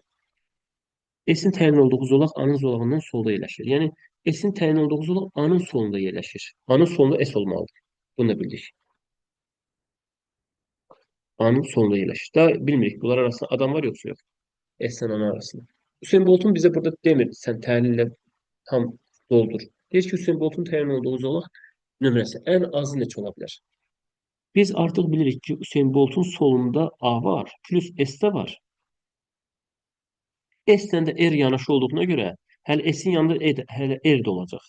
Və biz maksimum bunları sıxışdırmalıyıq ki, Hüseyn Bolt yəni bizə deyir axı Hüseyn Boltun təyin olduğu zolağın nömrəsi ən azı neçə ola bilər? Yəni ən azı yəni 1 mi olar, 2 mi olar, ən balaca qiymətləri götürməliyik təbii ki. K artıq 3-cü yerdədir. Və biz Hüseyn Boltu ən az demirik. Təbii ki, 2-yə qoya bilmərik. Özümüzə sual veririk. Ən balacadan başlayıb. 1-ə qoya bilmərik, məlum məsələ. Onun solunda A olmalıdır. Hüseyn Boltu heç onu biz 2-yə də qoya bilmərik. Çünki onun solunda A da var, S də var, R də var. Niyə R mən qoydum bura? Çünki S ilə R də özü yanaşır axı. A-nın solunda S varsa, deməli A-nın solunda R də yerləşir. A-nın sağında R-ni qoyub A-nın soluna S-i qoya bilmərəm. S ilə R çünki yanaşıdır. Onu deməli 2-yə qoya bilmərəm. Məcburam 4-ə qoyum. 4 alınmasa 5-i seçəcəm. Yaxşı, onu mən 4-ə qoysam bəs. Onun solunda K başqasıdır. Hələ A da var, S də var, R də var. Mən yenə 4 dəfə yerləşdirməliyəm onun solunda. Yəni 4-ə qoya bilirəm. Məcburam ki, 5-ə qoyum ki, sualımızın şərti tam olaraq neynəsin? Ödəsin. Vəssalam. Bunun solunda olsun A. A-nın sol tərəfində S olsun, R-lə yanaşı olsun. Vəssalam. R-lə S-in yerini dəyişə bilərəm. Yəni burada bizə Hüseyn Boltun minimal e, xəttini soruşur. 6-ya da qoya bilərəm Hüseyn Boltu. İstəsəm 5-ə də qoya bilərəm. 7-yə təbii ki, qoya bilmərəm. Özü deyirdi 7-yə qoymaq olmaz. Cavab olur burada neçənci yer? 5-ci yer. Beşinci sıra. Ş hərfindən üçüncü, sağda üçüncü. Ş hərfindən sağda üçüncü. Ş hərfi burada budur. Ş hərfindən sağda üçüncü olan hərflər. Sağda üçüncü hərf hansı? 1, 2, 3. O ilə. Q hərfindən soldakı üçüncü. Q hərfindən solda üçüncü. 1, 2, 3. Yəni F. Q hərfindən solda üçüncü hərfin arasındakı. İndi bunların arasındakı hərf hansıdır? F'dir. Söhbət F'dən gedir hal-hazırda. Arasındakı hərfdən, yəni F, V-dən, söhbət V-dən gedir. Hərfdən sağda beşinci. İndi V-dən sağda beşinci hansıdır? 1, 2, 3, 4, 5. Yəni I. Cavabı burada hansı? A variantı. Növbəti sualımız saha ilə bağlıdır. Deyir ki, bu rənglənmiş, daha doğrusu bu sərhədlənmiş fiqurun sahəsini soruşur bizdən. Biz bunu bu formada həll edə bilərik. Bir xana da bir saha vahidinə bərabərdir. Və buradakını var və buradakını götürüb buraya yapıştırsaq, bizə verir 1. Bunun bir yerdən. Bu hissə bizə verir 0,5-i. Üstə gələk 0,5. Sonra biz burada 4də 1 çevrənin, dairənin 4də 1-ni ayırmalıyıq. Burada bir dənə düzbucaq yaranır. Bunlar da hamısı 1-1 verir bizə. Hər xanası bir saha vahidinə bərabər olduğuna görə bunlar da 1 verə bilər. Amma 4də 1-i ayırın təbii ki. 4də 1. Burada məsələn 4də 1 ayırmalısınız və 3 bucaq yaranacaq. Bunlar da 1-1, 1-1. Bu dairənin 4də 1 ilə hesablasaq pi r kvadratı. Pi 3-dür, buraq. Radius burada, mərkəz buradadırsa, radius 2-dir. Radius 2 olan dairənin 4də 1-idir. Deməli, 2-nin kvadratı. 3 vuraq 4, 12 edir. 12-nin də biz 4də 1-ini tapmalıyıq. Bu da eləcə 3. Çünki bu 4də 1-dir. Bu 3-dürsə, deməli, bu da 3-dür. Üçbucağın saha düsturu ABH, AH bölü 2, AB bölü 2. 3 vur 2 bölü 2, bunun sahası 3 oldu. İndi baxın, buranı da hesablayaq. Yenə dairənin 4də 1-idir bizdə. Radius 3'tü. Pi r kvadratı 3 vuraq 3'ün kvadratı. Bu da eləyəcək 27. Hələ biz götürüb 27-nin də 4də 1-ini tapmalıyıq. Çünki bu 4də 1 hissədir də 4-ə bölməliyik. 4də 1-ə vurmalıyıq ya da. 27-ni bölməliyəm 4-ə. 27-ni 4-ə böləndə təxminən nə verir? Deməli 6 tam nə qədər verməlidir? 6 tam 175 səhv eləmirəmsə verməlidir. Təxmini bəli 6 tam 175. Bu hissə bizə verir 6 tam 175-i. Və bu balaca hissəni necə tapacağam bəs mən? Biz bilirik ki, bunu çərçivə alsaq həmin hissəni, məsələn, saha sualı ilə bağlı istənilən sualı çərçivə ilə alıb həmin hissəni, nahiyəni, ümumi çərçivə alıb tapa bilərsiniz. Bu tam kvadratdır da deyək. Kvadrat sahəsi 4-dür.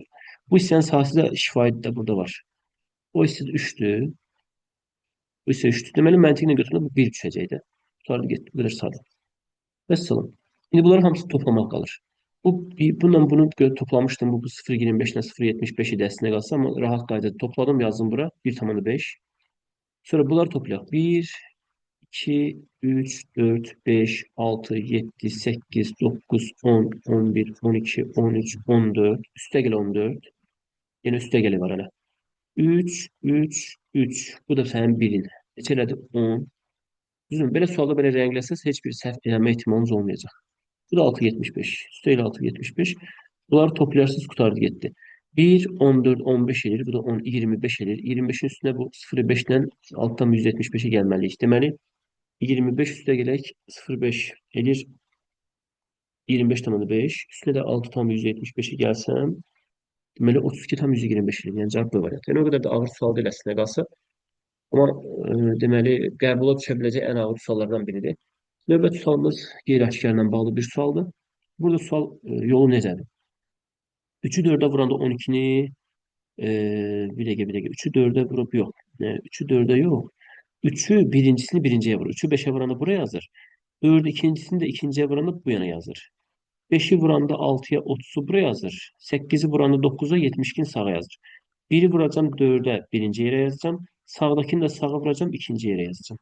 435 sualımızın doğru cevabı B variantı. Fərqli format da düşə bilər buna oxşar. A natural dedi, B-dən 2 dəfə böyükdür. Deməli, bu sualın yolu necə olacaq? Deməli, A natural dedi, B-dən 2 dəfə böyükdür. Bax, bu A-dır, B-dir, bu da V-dir.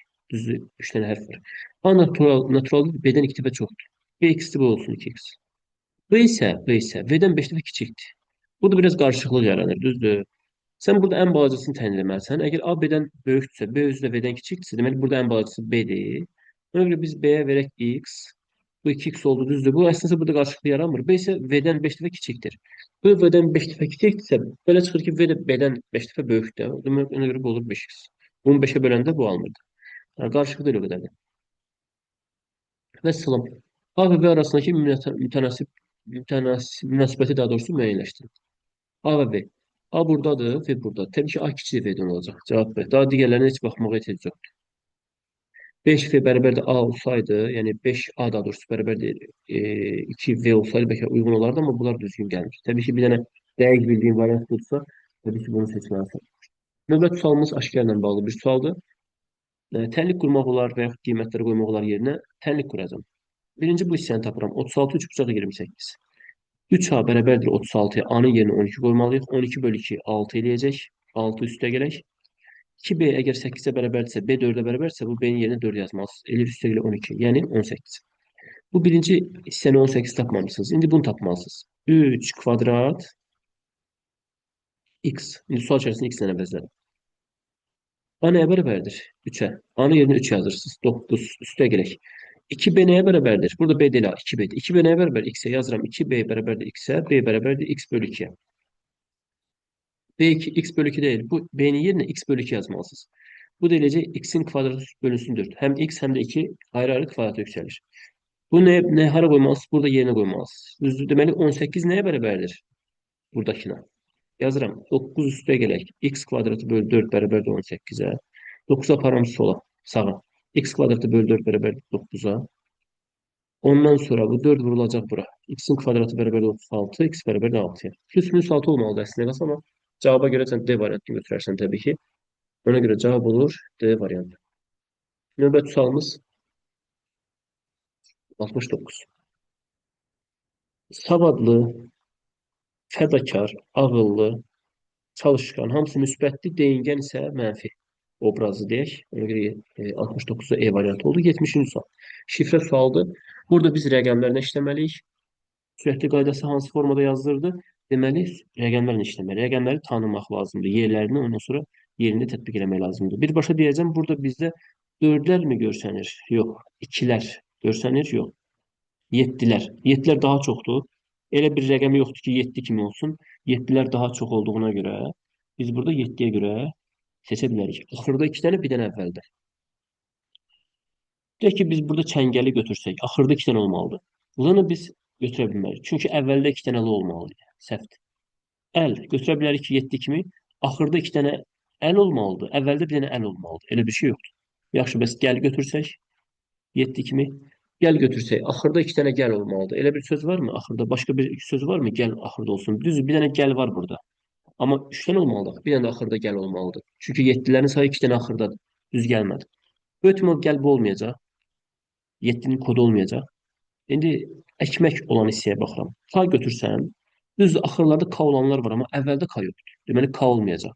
Artırıram. Ek. Çünki burada bir rəqəm bir hərf də göstərə bilər, 2 hərf də göstərə bilər, 3 hərf də göstərə bilər, istəsə 4 hərf də göstərə bilər. Əki götürsün. Baxıram ki, görürəm ki, aha, burada da ek var. Burada əvvəldə də ek var. Başqa yerdə yoxdur. Və görürəm ki, ha, uyğunluq belə ola bilər. Eyb yox, qalsın, başqa sözə keçin. Böyük ehtimal ek olacaq. İndi əyə baxıram. Ə ilə bitən başqa hərf olmadığına görə ə olmayacaq. Artırsam ç ola bilər. Ç ilə bitən başqa söz yoxdur. Düzdür, ç ilə başlayan başqa bir sözü var, amma axı sonluqda 2 dənə ç olmalıdır. Çünki sonluqda 2 dənə 7 var. Deməli, bu da deyil. Böyük ehtimal bu da olmayacaq. Daha ç-ni götürməyəcəm, Alman deyil. İk də olmayacaq, lik də olmayacaq. Çünki liklə, iklə başlayan söz yoxdur. Deməli, ek olacaq elə. Amma əki buradan götürməməlisən, çünki əklə başlayıb əkdən qutaran olmayacaq da burada. Çünki 7 ilə başlayıb 7 ilə qutaran yoxdur burada. O ayrı-ayrı şeylərdir. Ola bilər ki, burada bir dənə ə var burada, burada bir dənə ek var. Ayrı-ayrı kodlardır. Çünki burada hər rəqəm 2 hərf, 3 hərf, 1 hərf göstərə bilər. Deməli, həmin 7 bu əki göstərir. Və görürəm ki, 2 dənə ek var sonluqda. Bir dənə ek əvvəldə lazım deyil mənə. Buradakı ek elə 7 imiş. Və buradakı ek ola bilər ki, K-dır. M ayrıdır, K ayrıdır. Yəqin ki, belə olur. Əklər çoxdur, çaşdırıb adamı. İndi bu 7-dirsə 7 ilə başlayacaq. 700 neçə olmalıdır? 64. Elə məndən əkməyi soruşur 764. Amma bunu davam da edə bilərəm axıra kimi. Tamam, bu da 7 ilə qurtarmalıdır, düzdür? 307 olmalıdır biri. Bu da əklə qurtarır, deməli 687 olmalıdır. Biz diqqətlə baxsaq, 6 ortada var, fikir versək. Həm də biz 764'ü tapmışıqsa, bu 6 teması ilə gedə bilərik. 6 burada hardadır? 6'nın yeri hardadır? Biz onu tanımalıyıq birinci. 6 bir dənə əvvəldədir. Yəni 3 dənə yeri yoxdur. 6 bir dənə əvvəldədir, bir dənə də ortadadır. 6'nın yeri. Axırda yoxdur, bir dənə əvvəldə, bir dənə ortada. İndi 6'nın yeri ya M olacaq, ya M olacaq. Və görürsən ki, böyük ehtimal M olmalıdır.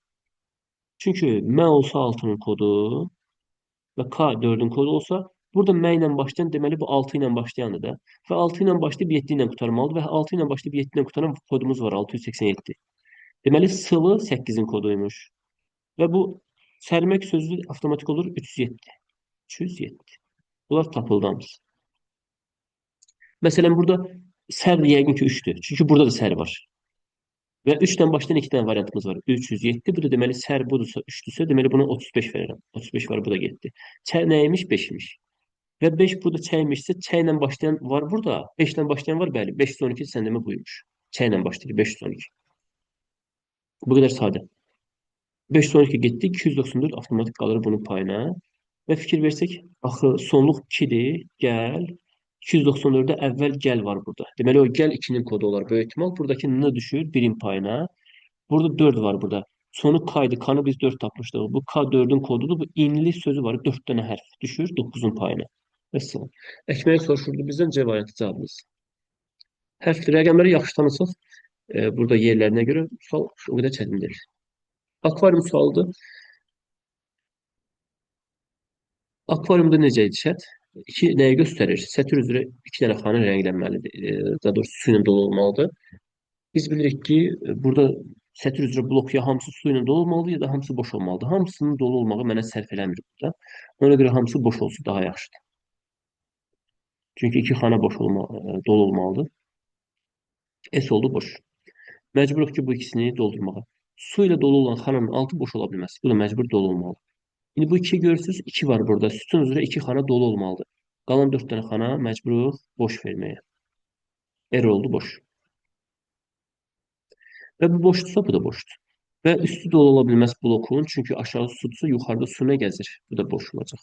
Və bu 5'ə baxanda bir dənə xana boş tapılıb, qalanları dolu olacaq. Belə çıxır. Doludursa altında boş ola bilməz. Bu da deməli, daha doğrusu altı boş ola bilməz. Deməli dolu olmalıdır məcbur. İndi bu sətirdə bir dənə xana dolu olmalıdır, tapılıb. Deməli bunların qalanları boş. E oldu boş. Sonra bu 2 yazdı burada. 2 xana dolu olmalıdır suyla. Bu 3 dənə sətir üzrə blok. 3'ü ya dolu olmalı ya boş. 3'ünün dolu olmağı mənə sərf eləmir. Çünki 2 yazdı burada. 2 xana dolu olmalıdır. Deməli 3'də nə olmalıdır? Boş olmalı.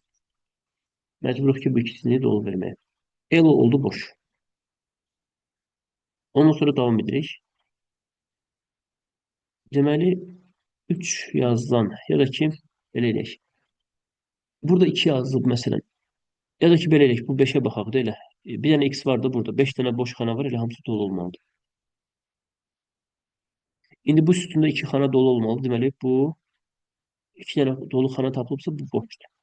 Məcburuq ki, B-yə də boş verək. Çünki blokun sətri ya dolu olmalıdır, ya boş olmalıdır. Hamısı. Buna da dolu verməliyəm. Çünki 3 dənə xana boşdur deyə buna məcburam dolu verim.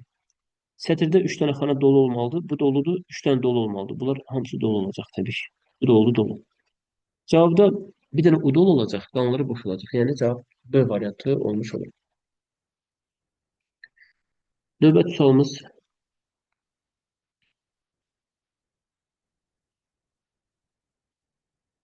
fəraq ayrılıq deməkdir. Möhnət də əziyyət deməkdir. Çətinlik cavab olur E variantı. İdxal, ixrac əks mənalı sözlərdir. Bunun da əksi hansı olacaq? Almaq, satmaq. Təbii ki, 73'də olacaq E variantı. 74. Aclıq, qida. Nə əlaqə? Aclıq nə vaxt olur? Qidanın olmamağı, bunun inkarı. Sağın inkarı bərabərdir sola. Pulun olmamağı da kasıblığa kasıblıqla nəticələnir. Təbiətin olmamağı sevincə təbii ki, nəticələnməyəcək. Müstəqilliyin olmamağı azadlığa, yəni belə deyək də, nəticə vermir, azadlığa səbəb olmur. Doğrunun olmamağı həqiqətə səbəb olmur. Hicran, yəni ayrılıq, ayrılığın olmamağı kədərə niyə səbəb olsun ki? 75'e baxırdım. Burada rahat məntiq var. Deməli, bu analogiyadır. Burada nə edibsə bunu orada elə eləməlisiniz. Ağ dairə çölə çıxıb qaralıb. Görürsünüz? Çöldə olan qara içəri girib ağarıb. Yəni məntiq budur. Çöldə olan içəri girir, rəngini dəyişir. İçəridə olan çölə çıxır, rəngini dəyişir. Bu ağ içəri girir, qaralır. Bu ağ içəri girir, qaralır. Bu qara çölə çıxır, ağarır. Təbii ki, burada C variantı. Növbəti sualımız 76. Bu da çox da çətin sual deyildi fiqurla bağlı. Bu ştrixli hissə yuxarı qalxır. Fiqur ardıcılığı. Bir dənə sağa keçir. Məntiqlə də bu düşməlidir aşağı və bura. Bura gəlməlidir. Təxmini olaraq A düz gəlir. D metod səhvdir, E səhvdir, B də səhvdir. Sonra məsələn başqa bir şeyə baxaq. Məsələn biz orada boz hissəyə baxaq. Boz buradan düşür bu yana. Sonra buradan keçir sağa. Məntiqlə götürəndə bura gəlməlidir. Qara bura gəlməlidir və daha doğrusu boz.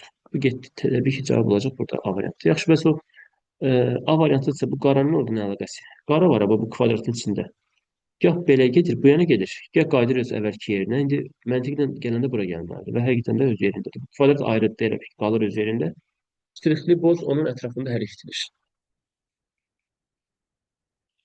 Gəldik 77-yə. Deyir ki, burada hansı hissə kəsilər sağdakı fiqur alınır? Burada fiquru fırladıla bilər. Hansı şəkildir? Təbii ki, burada bir nömrəli şəkildir. Yəni A variantı olacaq. Biri biz kəssək sağdakı şəkil alınır. Bir dənə fırladarsınız onu. Saata görə bir istiqamətini görəcəksiniz. Cavab olur burada A variantı. Növbəti suala baxırıq. 78. Burada nə eləmək lazım idi? Elə bunun altına yaza bilərik. Fərq eləmir. H, L, vurulsun M, R, uyğun gəlir. Birinci eri K ilə vurmalıdır. 252-ni birbaşa bunun altına qoymursunuz. Birinci R-nı K ilə vuran nə alır? R-nı K ilə. Bundan sonra bizə K ilə MR-ə deyir vur. Yəni bu K ilə vurulsun MR. MR burada da var, burada da var. MR. Yəni biz onu alt-alta vurub toplaya bilərik. Sadəcə birinci orada eri K ilə vurur. R vurulsun K ilə. Eri K ilə vuran da 324. 4-ü bunun altına qoyursan. 2-ni bura qoyursan. 3-ü qoyursan bura. Üstə gələk. Ondan sonra var. M-i K ilə vurarsan. Çünki ikinci məsələ budur. M-i K ilə vuranda bunun altına düşməlidir. M-i K ilə vuranda 252. 2-ni bura qoyursan, 5-i bura qoyursan, 2-ni də bura qoyursan. 4, 4, 8, 2. 2844. Cavab olur E variantı. Elə bizdən onsuz da K ilə vurulsun M-i soruşurdu. Növbəti sualımız fiqurla bağlı, fiqur cədvəlləri ilə bağlı sual. Bunlar rəngləri üst-üstə qoymaq lazımdır. Qara ilə qara ağ verir. Bozla ağ boz verir. Ağla ağ qara verir. Yəni belə bir məsələdir. Qara ilə ağ qara verir. Bax, qara ilə ağ sol yuxarı qara olmalıdır. Elə hamısında qaradır. Orta isə bozla ağ boz verməlidir. Orta boz olmalıdır. Bu getdi, bu getdi, bu da getdi. Elə bu ortaya görə elə cavab B çıxır. Daha doğrusu E çıxır. Növbəti sualımız 80-ci sualımız. Bu da o qədər çətin deyil. Deməli, maye. Bax, içkinin bir növü şərabdır. Şərab da maye formasında olur. Ardıcılığı gözləməklə. İçkin bir növü şərab, kişinin bir növü qadın deyil. Fiqurun bir növü dairə, dairə yuvarlaq formada olur. Bu E ola bilər. Kağızın bir növü kitab deyil. Ağacın bir növü sürvə deyil. Sürvə bitkidir bu arada, sərv olmalıdır və sürvə də deməli yarpaq formasında olur. Xeyr. Tikanın bir növü təyyarə, xeyr. Təbii ki, bir dənə növə görə biz götürəndə fiqurun bir növü dairə, o da yuvarlaq formada olur. E variantı. Növbəti sualımız, burada biz qiymətləri qoya bilərdik. Məsələn, tutaq ki, biz üçbucağa məsələn 2 verək. Burada məsələn buna kvadrat var burada. Hardan istəsəz başlaya bilər. Yəni çünki burada fikir versək, bundan bunu çıxır, bunu alır. Sonra onun tərsini çıxır. Deməli kvadrat ya da ürək bunlardan biri mənfi olacaq. Məsələn tutaq ki, buna 6 verim, buna 4 verim, buna 4 verim, buna 6 verim, bu 2 olacaq, bu mənfi 2 olacaq. Belə bir şey var burada. Biri müsbət, biri mənfi olacaq. İndi kvadrata mən 2 vereyim. Üçbucağa ürəyə də vermişəm mənfi 2. Deməli ürək burada nə olmalıdır məcbur? Ürək yox. Bu mənfi isə üçbucaq nə olmalıdır məcbur 0. Bunun yerinə 0 əvəzləmə eləmək olar. Üstə ilə kvadratın qiyməti 4, çıxılsın 5 bucağın qiyməti 6. Bizə verir mənfi 2. Mənfi 2 ödəyən variantımız hansıdır? Mənfi 2 ödəyən variant ürək olandır. Əvəzləmə ilə də götürə bilərsiniz. Tapılır. Qiymət qoyma daha asan. Yola çıxdığımız vaxt hamımız nazik köynəklərdə idik. Amma bir neçə saatdan sonra gödəkçələrimizi geyinmək məcburiyyətinə qaldıq. Yəqin ki, hava soyuyub, yəni temperaturun aşağı düşməsi ilə əlaqədar cavab olur A variantı. 83-cü sualdan Burada bizə maksimum M mötərizədə ayrıca deyil, bir də Y deyir. Tap bunların cəmini. Amma Y-nin maks cəmini soruşmur. Maksimum M-i soruşur ayrıca, bir də Y-in qiyməti. Bu ayrıca o deməkdir ki, sən bu Y-ə nə verirsən ver, M-nin maks qiymətini tap. Y ayrı olduğuna görə M-yə nə verirsən ver, Y-in qiymətini öz qiymətini tap. Yəqin Y-in bir dənə qiyməti var deyə maksimum minimumu yoxdur. Y-ə biz 1 verməliyik. Təbii ki, orada görsənir. Çünki 1-i S-ə vuranda yenə S alırsan. Bir də orada qaldı maksimum M-i tapmaq. S-i S-ə vuranda son hərf S düşürsə, 2 rəqəmi düşürsə ya 5 ya 6 olmalıdır. Sən 5 verə bilərsən S-ə, bir də 6 verə bilərsən. Tutaq ki, mən 5 versəm. S-ə 5 versək. Bura 25 düşür, bu da 25 olmalıdır. S olacaq 5. Bu zaman M-in qiyməti 7 olur. Düzdür? M bu zaman 7 olur. Yaxşı, bəs qiymətləri dəyişsəm, S-ə 6 versəm, bizə maksimum M lazımdır. Y tapılıb onsuz da 1-dir. 6 versəm, fikir versiniz, M-in qiyməti maksimala qalxır.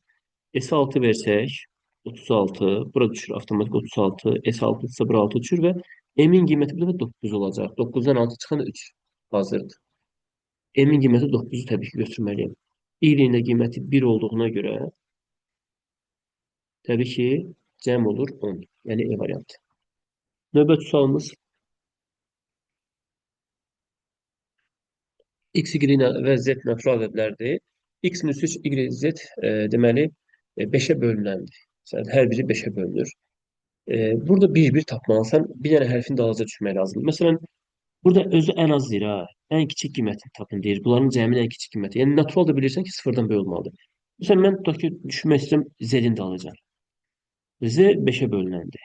Minimal verməliyəm bax buna. Ya 5 ya 10, təbii ki 5-dən başlayırım. Sonra Z neynir? Eyni zamanda 2-yə bölünür. Aha, qaldırdım 10-u artıq. Məcburam 10 verməyə. Düzdür? 10 görə 3-cüdə ödəyirmi? Ödəməsə qaldıraram. 15 vermərəm, 20 verərəm. Çünki 2-yə bölünməlidir.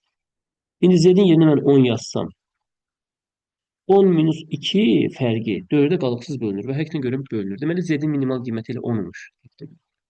Z bərabərdir 10-a. Bunu tapdıq.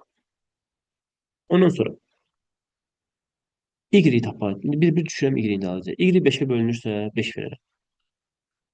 Amma burada Y minus 2 şərti bölünməlidir 2-yə.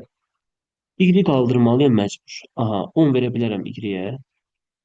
Amma Y onsuz da 10 verə bilməzsən, həm eyni olmaz böyük ehtimal. Düzdür, verməyib orada eyni olmalıdır, olmalı deyil. Təbii ki, burada verməsi təsniyəsi olmur. Y çünki 10 versən, 10 4-ə qalıqsız bölünmür. Ona görə qaldırmaq lazımdır Y-nin qiymətini. 15 verə bilmərəm, 5-5 artırmalıyam, çünki 5-ə bölünməlidir eyni zamanda. 15 versəm alınmaz, çünki birincidə ödəyir, amma ikincidə ödəmir. 15 minus 2, 2-yə bölünməlidir. Deməli, bir dənə qaldıram 5. 20 versəm bəs necə olacaq? 20 versəm 5-ə bölünür əla. Y-yə biz 20 versək, minus 2-si 2-yə bölünür əla və Y-yə mən 20 verməyim sərf edir. Çünki 4-ə qalıqsız bölünür və minimal qiymətdir. Y bərabərdir. Nə oldu? Təbii ki 2 oldu. 20 oldu. İndi bir dənə qaldı X-in qiyməti. Və bu qaydada taparıq. X-in qiyməti.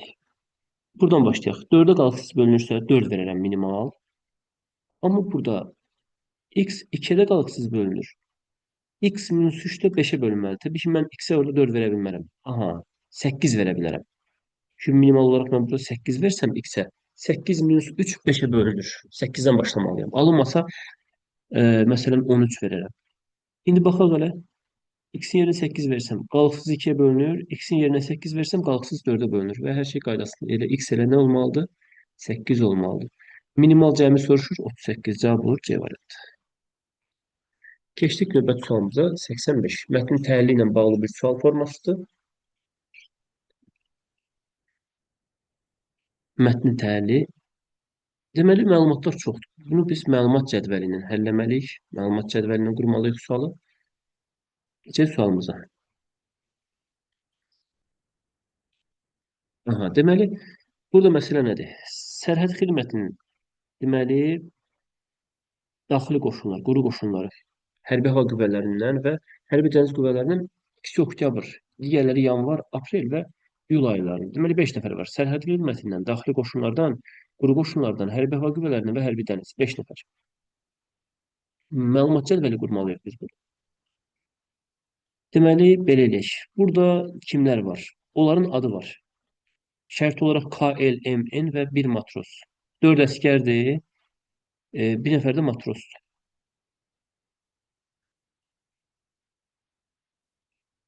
Məsələn, biz bunu belə eləyə bilərik. Bu olsun qoşun növü. Qoşun, qoşun.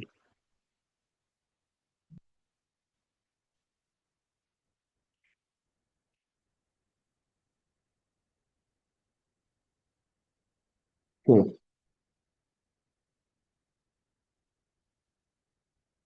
Bu olsun adlar, həmin o adamların adı, insanların adıdır.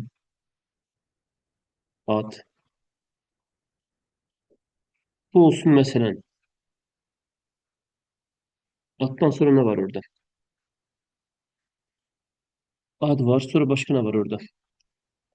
Deməli, nə vaxt tərxis olunur? Onu yazıram bura. Tərxis ya oktyabr ya aprel. Tərxis. Nə vaxt tərxis olurlar elə bil ki. Sonra burada başqa nə var burada? Deməli, onların yanına kimlər gəlib?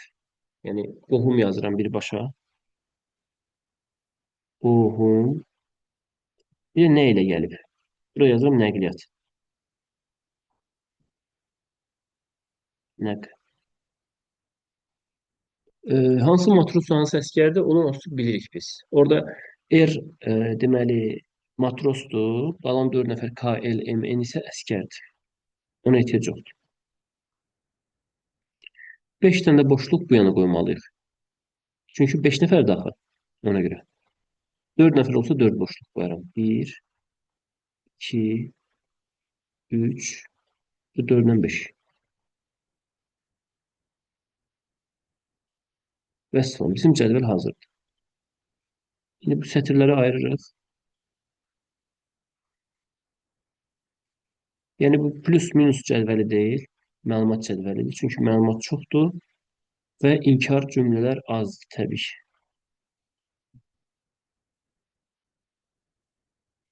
Keçik sualımıza.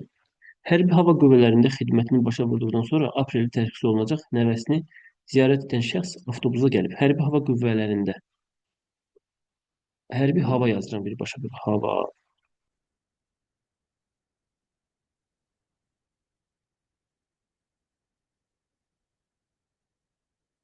Hərbi hava qüvvələrində xidmətini başa vurduqdan sonra apreldə tərxis olunacaq.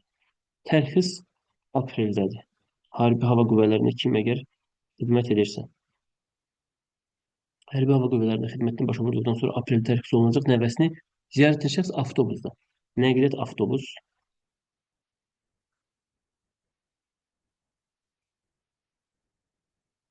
avtobus. Və nəvəsini deyirsə, qohumlar içərisində dayı var, ata var, baba var, əmi var, qardaş var. Təbii ki, babanı yazıram bura. Əsgərin adı isə bilmirik. Matrosdurmu, əsgərdimi? Bilmirik onu dəqiq.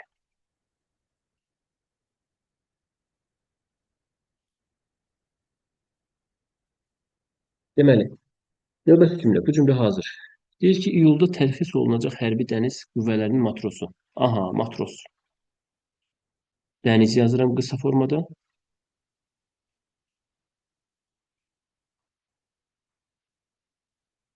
Dəniz.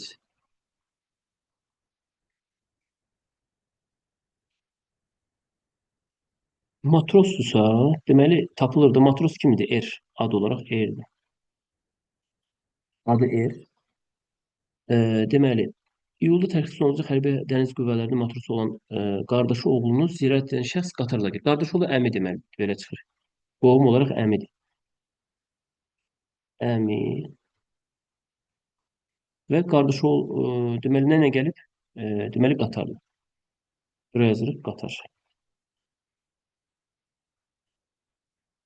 Qatar. Və deməli iyulda tərxis olunacaq hava dənizçisi. Yəni tərxisi iyuldadır. Yəni iyulda tərxis olunacaq. İyul yazmalıyıq bura. Bu erin məlumatı full doludur elə bil ki. İyul. Bu da hazır. Sərhəd xidmətində xidmət edən ha, sərhədlə bağlı deməli məlumatımız var. Sərhəd. Kadın. Sonra sərhəd xidmətində xidmətdən oktyabrda tərxis olunmayacaq. Bura bir dənə başına yazıram. Oktyabr. Üstünə xətt qoyuram ki, yazımızda qalsın ki, bu oktyabrda tərxis olmayacaq. Oktyabr düşəcək ya bura, ya bura. Bu arada iki nəfər oktyabrdır, yoxsa bir nəfər? Hə, ikisi oktyabr yazılıb burada. Digərləri yanvar, aprel və iyul. Aprel, iyul hazırdır gedib. Deməli, bu kaya avtomatik yanvar düşməlidir. Çünki digər ikisi oktyabrda axı. Buna düşməlidir yanvar. Yanvar.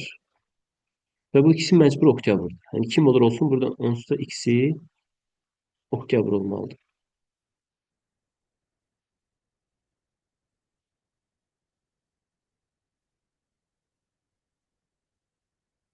Həmin o iyulda tərxis yox, sərhəd xidməti buradaydı. Sərhəd xidmətində xidmətdən oktyabr tərxis olunmayacaq. Onu görməyə qovmu təyyarə ilə gəlib. K-nın da yanına təyyarə ilə gəliblər. Yazıram burada təyyarə. Təyyarə. Sonra en daxili qoşunlarda xidmət etmir. En daxili qoşunlarda xidmət etmirsə, en burada xidmət edə bilər. Bilmirik indi. Onun yanına gələn qardaşı motosikletlə gəlib. Daha doğrusu motosikletə minməyib. Sonra Emi görməyə dayısı gəlib. Emi görməyə dayısı gəlib. İndi məsələ burada nədir? Diqqətlə baxsaq deyir ki, en daxili qoşunlarda xidmət etmir. Daxili qoşunlarda. Burada əvvəlki cümlələrdə biz nəsə buraxmamışıq. Düzdür, hərbi hava qüvvələrində xidməti başa vurduqdan sonra apreldə tərxis olunacaq nəvəsini ziyarət edən şəxs avtobusla gəlib, iyulda tərxis olunacaq hərbi dəniz qüvvələrinin matrosu olan qardaşı oğlunu ziyarət etmək şəxs qatarla gəlib, bunu bildik. Sərhəd xidmətində xidmətdən oktyabrda tərxis olunmayacaq sərhəddə. Yanvarda onu tapdıq, onu görməyə qohumu təyyarə ilə gəlib. Deməli, bunu da bildik. En daxili deməli, qoşunlarda xidmət etmir. Daha doğrusu en. En daxili qoşunlarda xidmət etmir. Onun yanına gələn qardaşı motosikletə minməyib. Deməli, onun yanına qardaşı gəlib. Daxili qoşunlarda xidmət etmir. En var, en haqqında məlumatımız var. Onun yanına qardaşı gəlibsə, buraya yazıram en. Eni məcburan buraya yazım, nəyə görə? Çünki eni mən buraya yazsam, bu hərbi hava qüvvələrində xidmətdən şəxsin yanına babası gəlib. Ona görə eni oraya yaza bilmərəm. Məcburam ki, təzə yerə yazım. Eni tutaq ki, buraya yazsam. Burada digəri kimdirsə, o da oktyabr tərxis olunur. Eyni şeydir. En deməli, daxili qoşunlarda xidmət etmirsə, deməli, daxili qoşun hara düşməlidir avtomatik? Qoşun düşməlidir o digər yerə. Daxili qoşun. Məcbur bunu buraya yazaq, daxili qoşunu. Deməli, bu enə kim düşəcək? Quru qoşunlar. Məcbur bura quru qoşunlar yazaq. Quru. Ondan sonra en daxili qoşunlarda xidmət etmir. Onun yanında deməli, onun yanına gələn qardaşı motosikletə minməyib. Onun yanına qardaşı gəlib. Qardaşı və motosikletə minməyibsə, bura motosiklet olmazsa, motosikleti məcbur olmalı saxdırıb. Motosiklet. Moto yazaq, bəs eləyər. Və burada bir dənə nəqliyyat vasitəsi qaldı. Məcburuq buraya yazmağa. Yəni enin yanına kim, nə ilə gəliblər? Deməli, taksi. Taksi olacaq.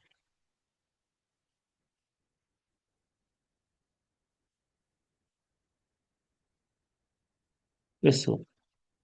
Yoldu taksi. İndi bizdə burada iki yer qaldı qohumlardan. Emi görməyə dayısı gəlib. Onu da bizə verir onsuz. Emi deməli hava hərbi qüvvələrinə yaza bilmərəm. Məcburam ki, Emi yazım daxili qoşunlara. Və Emi görməyə dayısı gəlib axı. Ona görə buraya yazmadım ki, bura baba vardı. Havaya yazsaydım. Və məcburuq bura dayı yazaq. Hər şey hazır, tapıldı.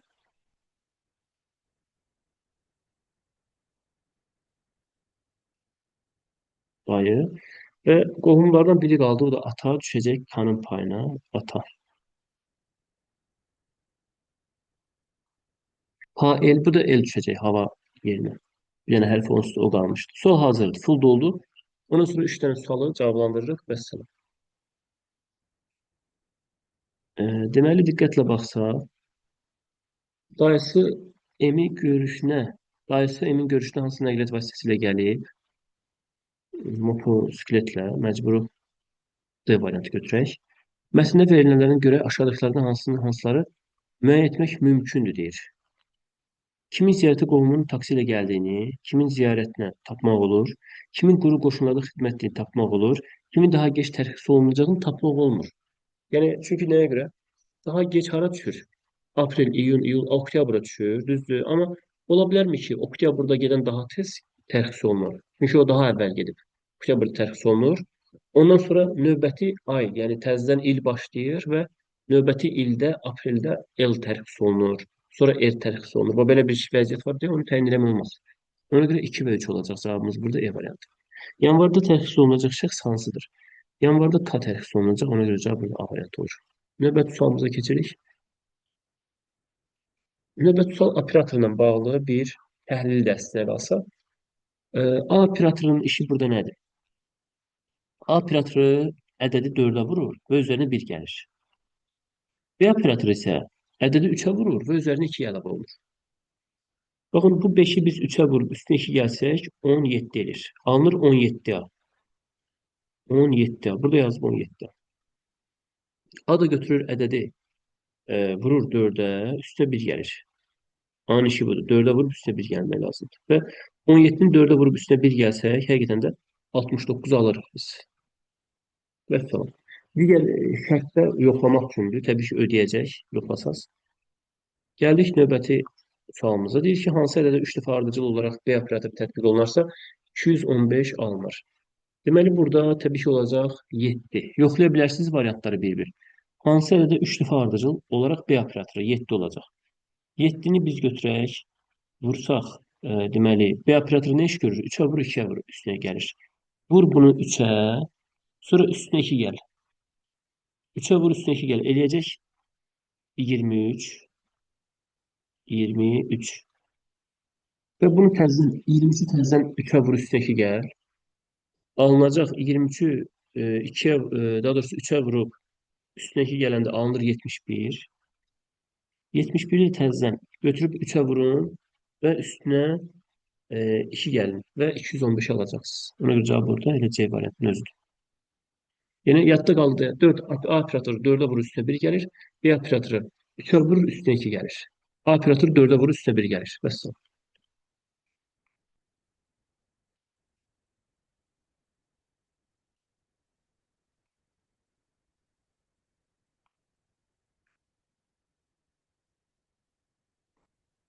Aşağıdakı neçəsi mütləq səhvdir? Səhv olan variantları birbaşa deyirəm. Deməli, burada səhv olanlar 4-dən 5 olacaq avtomatik. İkisi olacaq səhv. A operatoru natural ədəd cütədə çevirir və çevirə bilməz, mümkün deyil. Bu 6A, məsələn, ədəd yalnız bir dəfə operator tətbiq etmək 91 almaq olmaz. Nə A operatoru, nə B operatoru. Hər hansı bir ədəd yoxlasınız, heç vaxt 91 verməz. Ona görə almaq olmaz deyir, düzdür. 4-dən 5 səhv olanlardır. Bax, A operatoru natural ədədi cütədə çevirir. Bax, A operatoru məsələn 5-dir. 4'ə vurub üstə 1 gəlməlidir. Vur 4, üstəgələk 1. Neynədir? 5'i təkə çevirdi. Yəni həmişə olmasa da, yəni bir dənə yəni yoxlamada əgər təkə çevirirsə, cüt ədədə çevirir ifadəsi səhvdir. 4 artıq səhv olur. B operatoru natural ədədi həmişə tək ədədə çevirir.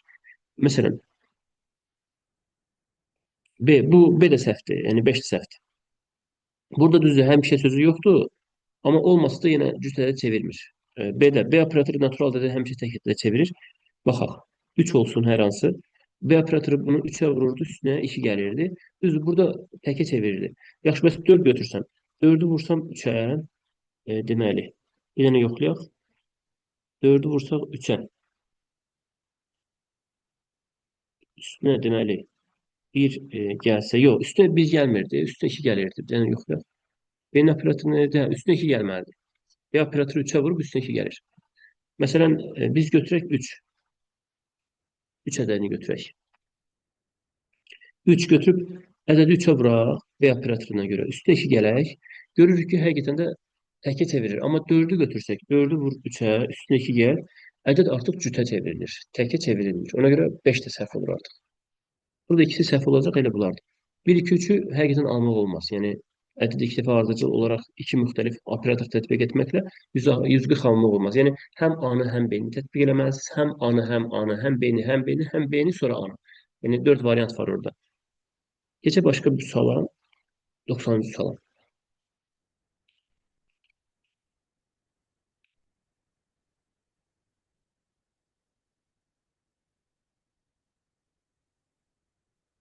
Deyir ki, 3 ədədinə operatorun A və ya B, A və ya B, A və ya B.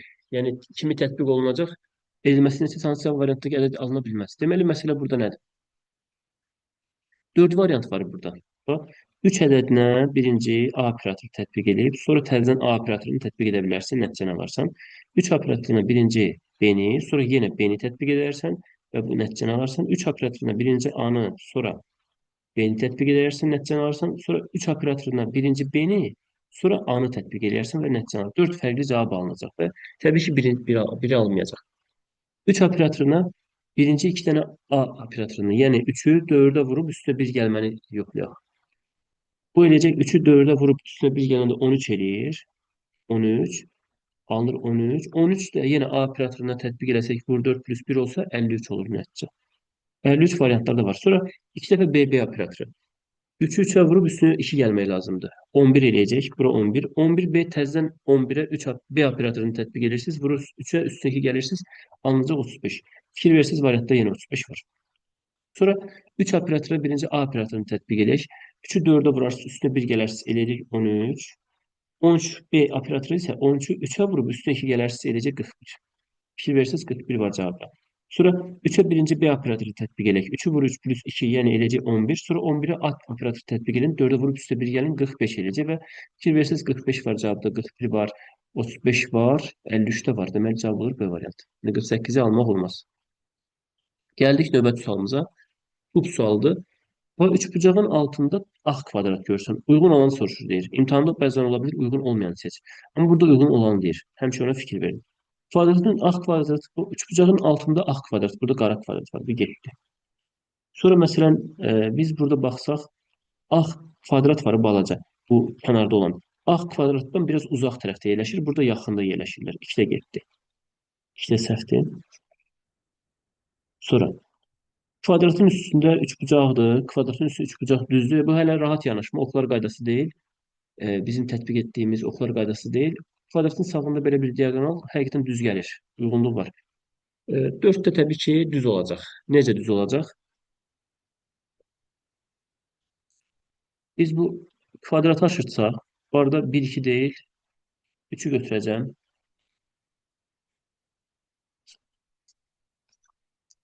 Biz bunu aşırtsaq, kvadratı, düşəcək bura. Bir dənə də aşırtsaq, düşəcək bura. Və fikir verə yanaşmaya. Kvadrat, bu kvadrat vardı bizdə, kvadrat. Kvadrat burada da var. Buradan yolla getsək, oxlar qaydası ilə düz qara kvadrata, buradan gəlirik qara kvadrata, sonra sola dönürük, diaqonal gəlir, sola dönürük, diaqonal gəlir, diaqonalın sağında diaqonal başlayır, oxun sağında diaqonal başlayır, oxun burada yenə sağında diaqonal başlayır. Yəni 4 doğrudur. Düzgün variantda oxlar qaydasına görə kubun düzgün açılışıdır. B-dəki, 5-dəki çox rahat görsəniz ki, səhvdir. Hardan görmək olur? Çünki üçbucağın altında ağ kvadrat, burada isə üçbucağın sağında ağ kvadrat verir. Təbii ki, 5-də səhvdir. Cavab olur 3 və 4. Sonra növbəti sualımıza baxırıq. Deyir bu kəsik bu formada əgər qatlamış rəngli kağıza hər hansı kəsiklər aparılsaydı, kağız açıldıqda alına biləcək cavabları seçin. Qatlamanı da burada göstərir. Birinci belə qatlanır, sonra belə qatlanır. Burada hansı alına bilər? Təbii ki, siz burada rahat bilirsiniz ki, ayırmaq lazımdır fiquru üçbucaqlara. Rahat formada. Birinci bunu yoxlayaq. Bu simmetriyəni yoxlayaq. Birinci simmetriya birincidə düz gəlir. İkincidə düz gəlmir. Çünki bu dairənin simmetriyası bu yanda olmalıdır. Səhvdir. Üçüncü fiqurda yenə alınmır. Bu dairə burada da olmalıydı. Səhvdir. Dörddə də alınır. Qaydasında. Bir dənə qaldı bu. Üçbucağı ayırmaq lazımdır. Üçbucağı da bu formada ayırsan, 2, 1 ilə 4-də elə yoxlayaq da digər variantlar çıxır. Bunun simmetriyası buradadır. Bunun simmetriyası burada. Hər şey qaydasında. 4'te də ayırsan, görərsiniz ki, bunun simetriyası buradadır, bunun simetriyası buradadır, bunun da simetriyası burada. Hər şey qaydasındadır. Bu yana deyirsə, o bir tərəfi də açmağı biz artıq böyük xətt diaqonalına görə yoxlamışdıq. Ona görə cavab burada 1,4 olacaq təbii ki. Gəlirik növbəti sualımıza. 12 hədəfin hamısını vurmaq 90 xal qiymətləndirir. 90-ı bölürük 12. Bir hədəf neçə xal verir? 10 tapırıq. 7,5. Bir hədəf bərabərdir 7,5. Sonra hər bir hədəfə yalnız bir dəfə atəş açmaq olar. Hər bir uğursuz cəhdə görə bir uğurlu cəhdin nəticəsində qazanan xalların 1/3 çıxılır. 7,5-in 1/3 2,5-dir. Yəni hər bir dənə səhv 2,5 xalığı balığı aparacaq. 12 cəhdin 8-i uğurlu olan atıcı neçə xal toplayacaq? 8 uğurludursa 8-i vuracam 7,5-ə çünki bir hədəf sənə 7,5 verir. 8-i vururam 7,5-ə bu eləcək 60. 60 balı var. 4 dənə səhv eləməyib. 4 dənə səhvli, 8 uğurlu, 4 səhv vardı, 4 səhv. Hər bir uğursuz cəhdə görə bir uğurlu cəhdin nəticəsinin qazanan xalların 1/3. Yəni bir səhvə görə 2,5 xal gedir. 4 səhvə görə 10 xal gedəcək də minus 10. Hazır sənin sualın 50. Ümumi 50 xalın var. Növbəti sualımız tərəzi ilə bağlı sualdır. Burada deyir ki, kodlara görə düzmək lazımdır burada fiqurları. Təbii ki, burada birinci tərəzidə rahat görsənir ki, siz bunlara hər birinə 5-5 verməlisiniz. 20, bunların hər birinə 4-4 verməlisiniz. Başqa variant mən bilən yoxdur. Bunları 4-4 verəndə bu 3 bucaq ağırdır deyə 3 bucağa 9 düşəcək. Və burada artıq siz 1-i verə bilərsiniz.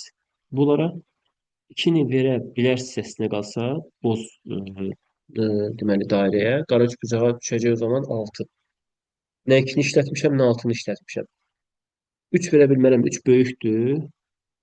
Deməli, yox, burada 2-dən 3 bucaq var. Belə eləkdir. 1 verə bilmərik, 2 verə bilərik. Amma 2 versək, bunların hər birinə 3-3 düşməlidir. Elə bu ola bilər. Yaxşı, bəs 3-3 versək, 2-yə bölünməz 9, 4-4 verə bilmərik, 5-5 verə bilmərik, 6-6 versək əgər, 18 2-yə bölünür, 9 düşməlidir bunlara. 6-dan da böyük verə bilmərik, bu variantı verə bilmərik, çünki 9 da işlənib. 6-nı da qaldırıb böyük qiymət vermək düzgün deyil, təbii ki, ödəməyəcək. Deməli, elə biz boz dairəyə nə verməliyik? Məcburuq ki, deməli, ikiləri verək. O zaman qara üçbucağı düşəcək və heç bir təkrarlama yoxdur, qaydasına dərk. Ondan sonra gəlirik bu hissəyə. Ağ dairə, boz kvadrat, qara kvadrat, heç birinin qiyməti məlum deyil. Bax, hansıları işlətmişik? 1-i işlətməmişik, yazırıq bura. 2-ni işlətmişik, 3-ü işlətmişik, 4-ü, 5-i işlətmişik, 6-nı işlətməmişik, yazırıq altına. 7-ni işlətməmişik, bir də 8-i işlətməmişik. Bu 4 dənə çəkid düşəcək bunların payına. Təbii ki, 8 ən ağırını bunlara verərəm. 1, 7 altında bunlara verərəm. Daha bilmirəm hansı qiymətlər, hansı fiqur hansını alır. Amma bilirəm ki, 16 ağırdı 14-dən. Ulduza 7 versəz düz gəlməyəcək təbii ki. Vəssalam. Qara üçbucağımız 3-dür, ulduzumuz 8-dir, qara dairəmiz 4-dür, ağ üçbucağımız 9-dur, ağ kvadratımız 5-dir. Bunu deyir ki, artan sırayla düzdür. Düzdür, artması ardıcılığı ilə. Azalması da deyə bilər, artması deyir. Artma kiçikdən böyüyə. Ən balaca 3-dür, çəksi kodu 1. Növbəti balaca 4-dür, kodu 3-dür. Növbəti balaca 5-dir, kodu elə 5-in özü. Növbəti balaca 8, kodu 2, sonra da 4. 1, 3, 5, 2, 4 sualımızın doğru cavabı olmuş olur. Gəldik növbəti sualımız, yəni sonuncu sualımız, deformasiya sualı. Bu sual yəni 1 dəqiqə, 2 dəqiqə uzaqbaşı tapıla biləcək bir sual əslində qalsın. Rahat bir şeydir. Biz burada yazılı gəlirsə 2-lərdən hərəkətə başlayırdıq. 2 birləşir 3-ə, bir də 3-ə birləşir. Bir də buradakı 2-ni tapaq. 3-ə birləşir, bir də 1, 2, 3, 4, 5, 1, 2, 3, 4, 5-ə birləşir. 3, 5-ə birləşir. Buradakı 2 birləşir deməli. 1, 2, 3, 4, 5, 1, 2, 3, 4, 5, 5 5-ə birləşir. Buradakı 2-lər düzdür, çox da eybi yoxdur. Çox olmağı ziyan deyil. 1, 2, 3, 4, 5, 1, 2, 3, 3, 5-ə birləşir. Biz burada 3 ilə 3, 5-i, yox, 3 ilə 3, 5, 5-i tapa bilərik. Bunun kodu 3, 5-dir, tapılmır. 5, 5-i biz tapaq, buna baxmayaq. İkilikdir, kodu 3, 5 olur. 3, 5-dən 2 dənə deyə tapılmır. Tapılar əslində qalsa, sonra bu 2-nin kodu nədir? 3, 3. Bəli, bu kodu 3, 3-dür. Bu kim olacaq? M olacaq. M-i tapdığımıza görə bu M-i götürüb dairə alırıq. Sonra bəs 3, 5 hardadır? Bunun kodu nədir bəs? Bunun kodu 3, 5-dir, bu qalsın. Bu da 3, 5-dir. Yerdə qalan o biri 2, 5, 5-dir. Buradakı ikimiz 5, 5-dir. Ona görə bu olacaq bizdə E. olacak bize E. Biz burada N'yi tapdıq. E'den M'ye doğru en kısa yol. Her iki tarafı yoklamalıyız. Bir, 2, 3, 4 yol. Bir, 2, 3, 4 yol. Düzdür? Biz böyle bir yol demiştik. Kısa yollar vasıtasıyla biz tez tapaq E'ni, M'in mesela diğer harfleri. Burada her iki taraftan biz tapdığımız E ve M'den E'ye doğru en kısa yol tapa bilmirik. Alınmır. Uzun yolu tapa bilmərik. Təbii ki, alınmayacaq. Ona görə digər ikilərdən istifadə etməliyik belə hallarda. Siz bilirsiniz ki, bu R var ha. M'e bu iki, R ile B'ni tapabilirsiniz de onsuz da. Baba bunu var abi. Bununla bu. Şimdi R ile B'de da şimdi yola bakın dikkat edin. Yani bunun yolu budur yani. Uzun yollarına gitmeye tez yoktur. En kısa yolu budur. Yani bu salı bir de yerzine, iki de yerzine yazmak isterse bu yol esas yol. Böyük şuurlarda. M R'e yakındır. Bunu görebilirsen sen. Bir iki yola çatır. M R'ye yaxındır. M B'ye yaxın deyil, çox uzaqdadır. Deməli, M-dən R-yə gedişatı sən tapa bilərsən T-dən keçməklə. M-dən R-ə getmək üçün, yəni hansı iki yaxındır? Bu deməli M-ə buradakı iki yaxındır. İki yola çatır. Deməli o kim olacaq? R olmalıdır və yola baxaq. İki yola çatmalıdır. Birinci yol bura gəlir, aşağı yox. Birinci yol bura, birbaşa R-ə. Deməli o həmin o dairə qoyduğum nəymiş? P-ymiş buradakı. M-dən T birbaşa R-ə. Vəssalam. T tapıldı, R tapıldı. Belə çıxır ki, B də tapılacaq. Y-in qiyməti birbaşa olur B. Bu da hazır. Y-in qiyməti oldu bizdə B. Bir də qaldı orada X tapmaq. O da boş şey tapılacaq. R tapılıb burada. Bax, fikir versə yuxarıda. R-ə birləşən T tapılıb, R-ə birləşən o birisi P-dir. R-ə birləşən T tapılıb, bu nə olacaq? P olmalıdır. P-ni eləyirik, dairə alırıq. Sonra məsələn burada baxaq M hərfinə. M-yə birləşən T tapılıb, o birisi S-dir. M-ə birləşən T tapılıb, bu nədir? Bu S olacaq. Tapıldı. Sonra S-ə birləşən hamısı tapılıb. M, P tapılıb, bir dənə o tapılmayıb. S-ə birləşən bir dənə tapılmayan budur, bu şəxs. Bu kimdir? Bu odur. O da getdi. Sonra baxın P-yə. P-yə birləşənlərin hamısı tapılıb, bir dənə bu F tapılmayıb. Deməli, P-yə birləşən bir dənə F bu olacaq. Məcbur. F də tapıldı. Sonra o tərəfdən baxaq. O-ya birləşənlərin hamısı tapılıb, bir dənə C tapılmayıb. O-ya birləşən hamısı tapılıb, bir dənə C tapılmayıb, X olacaq məcbur C. Vəssalam. Bizim sualımızın doğru cavabı Y, B, X-ə uyğun gəlir C. Yuxarı getdi. X uyğunluq deməli C, Y uyğun gəlir B. Yəni 1 uyğun gəlir E-yə. E variant olaraq bir varianta C variantı seçmirsiniz. Hərf C-də axı. Hərfi C olan E variantıdır. Buna görə 1-i. 2 də uyğun gəlir B hərfinə. Yəni variant olaraq B-yə yox. Hərf olaraq B-yə, variant D-yə. 2 də uyğun gəlir D-yə. Yəni 1E 2-dir. Sualımızın doğru cavabı.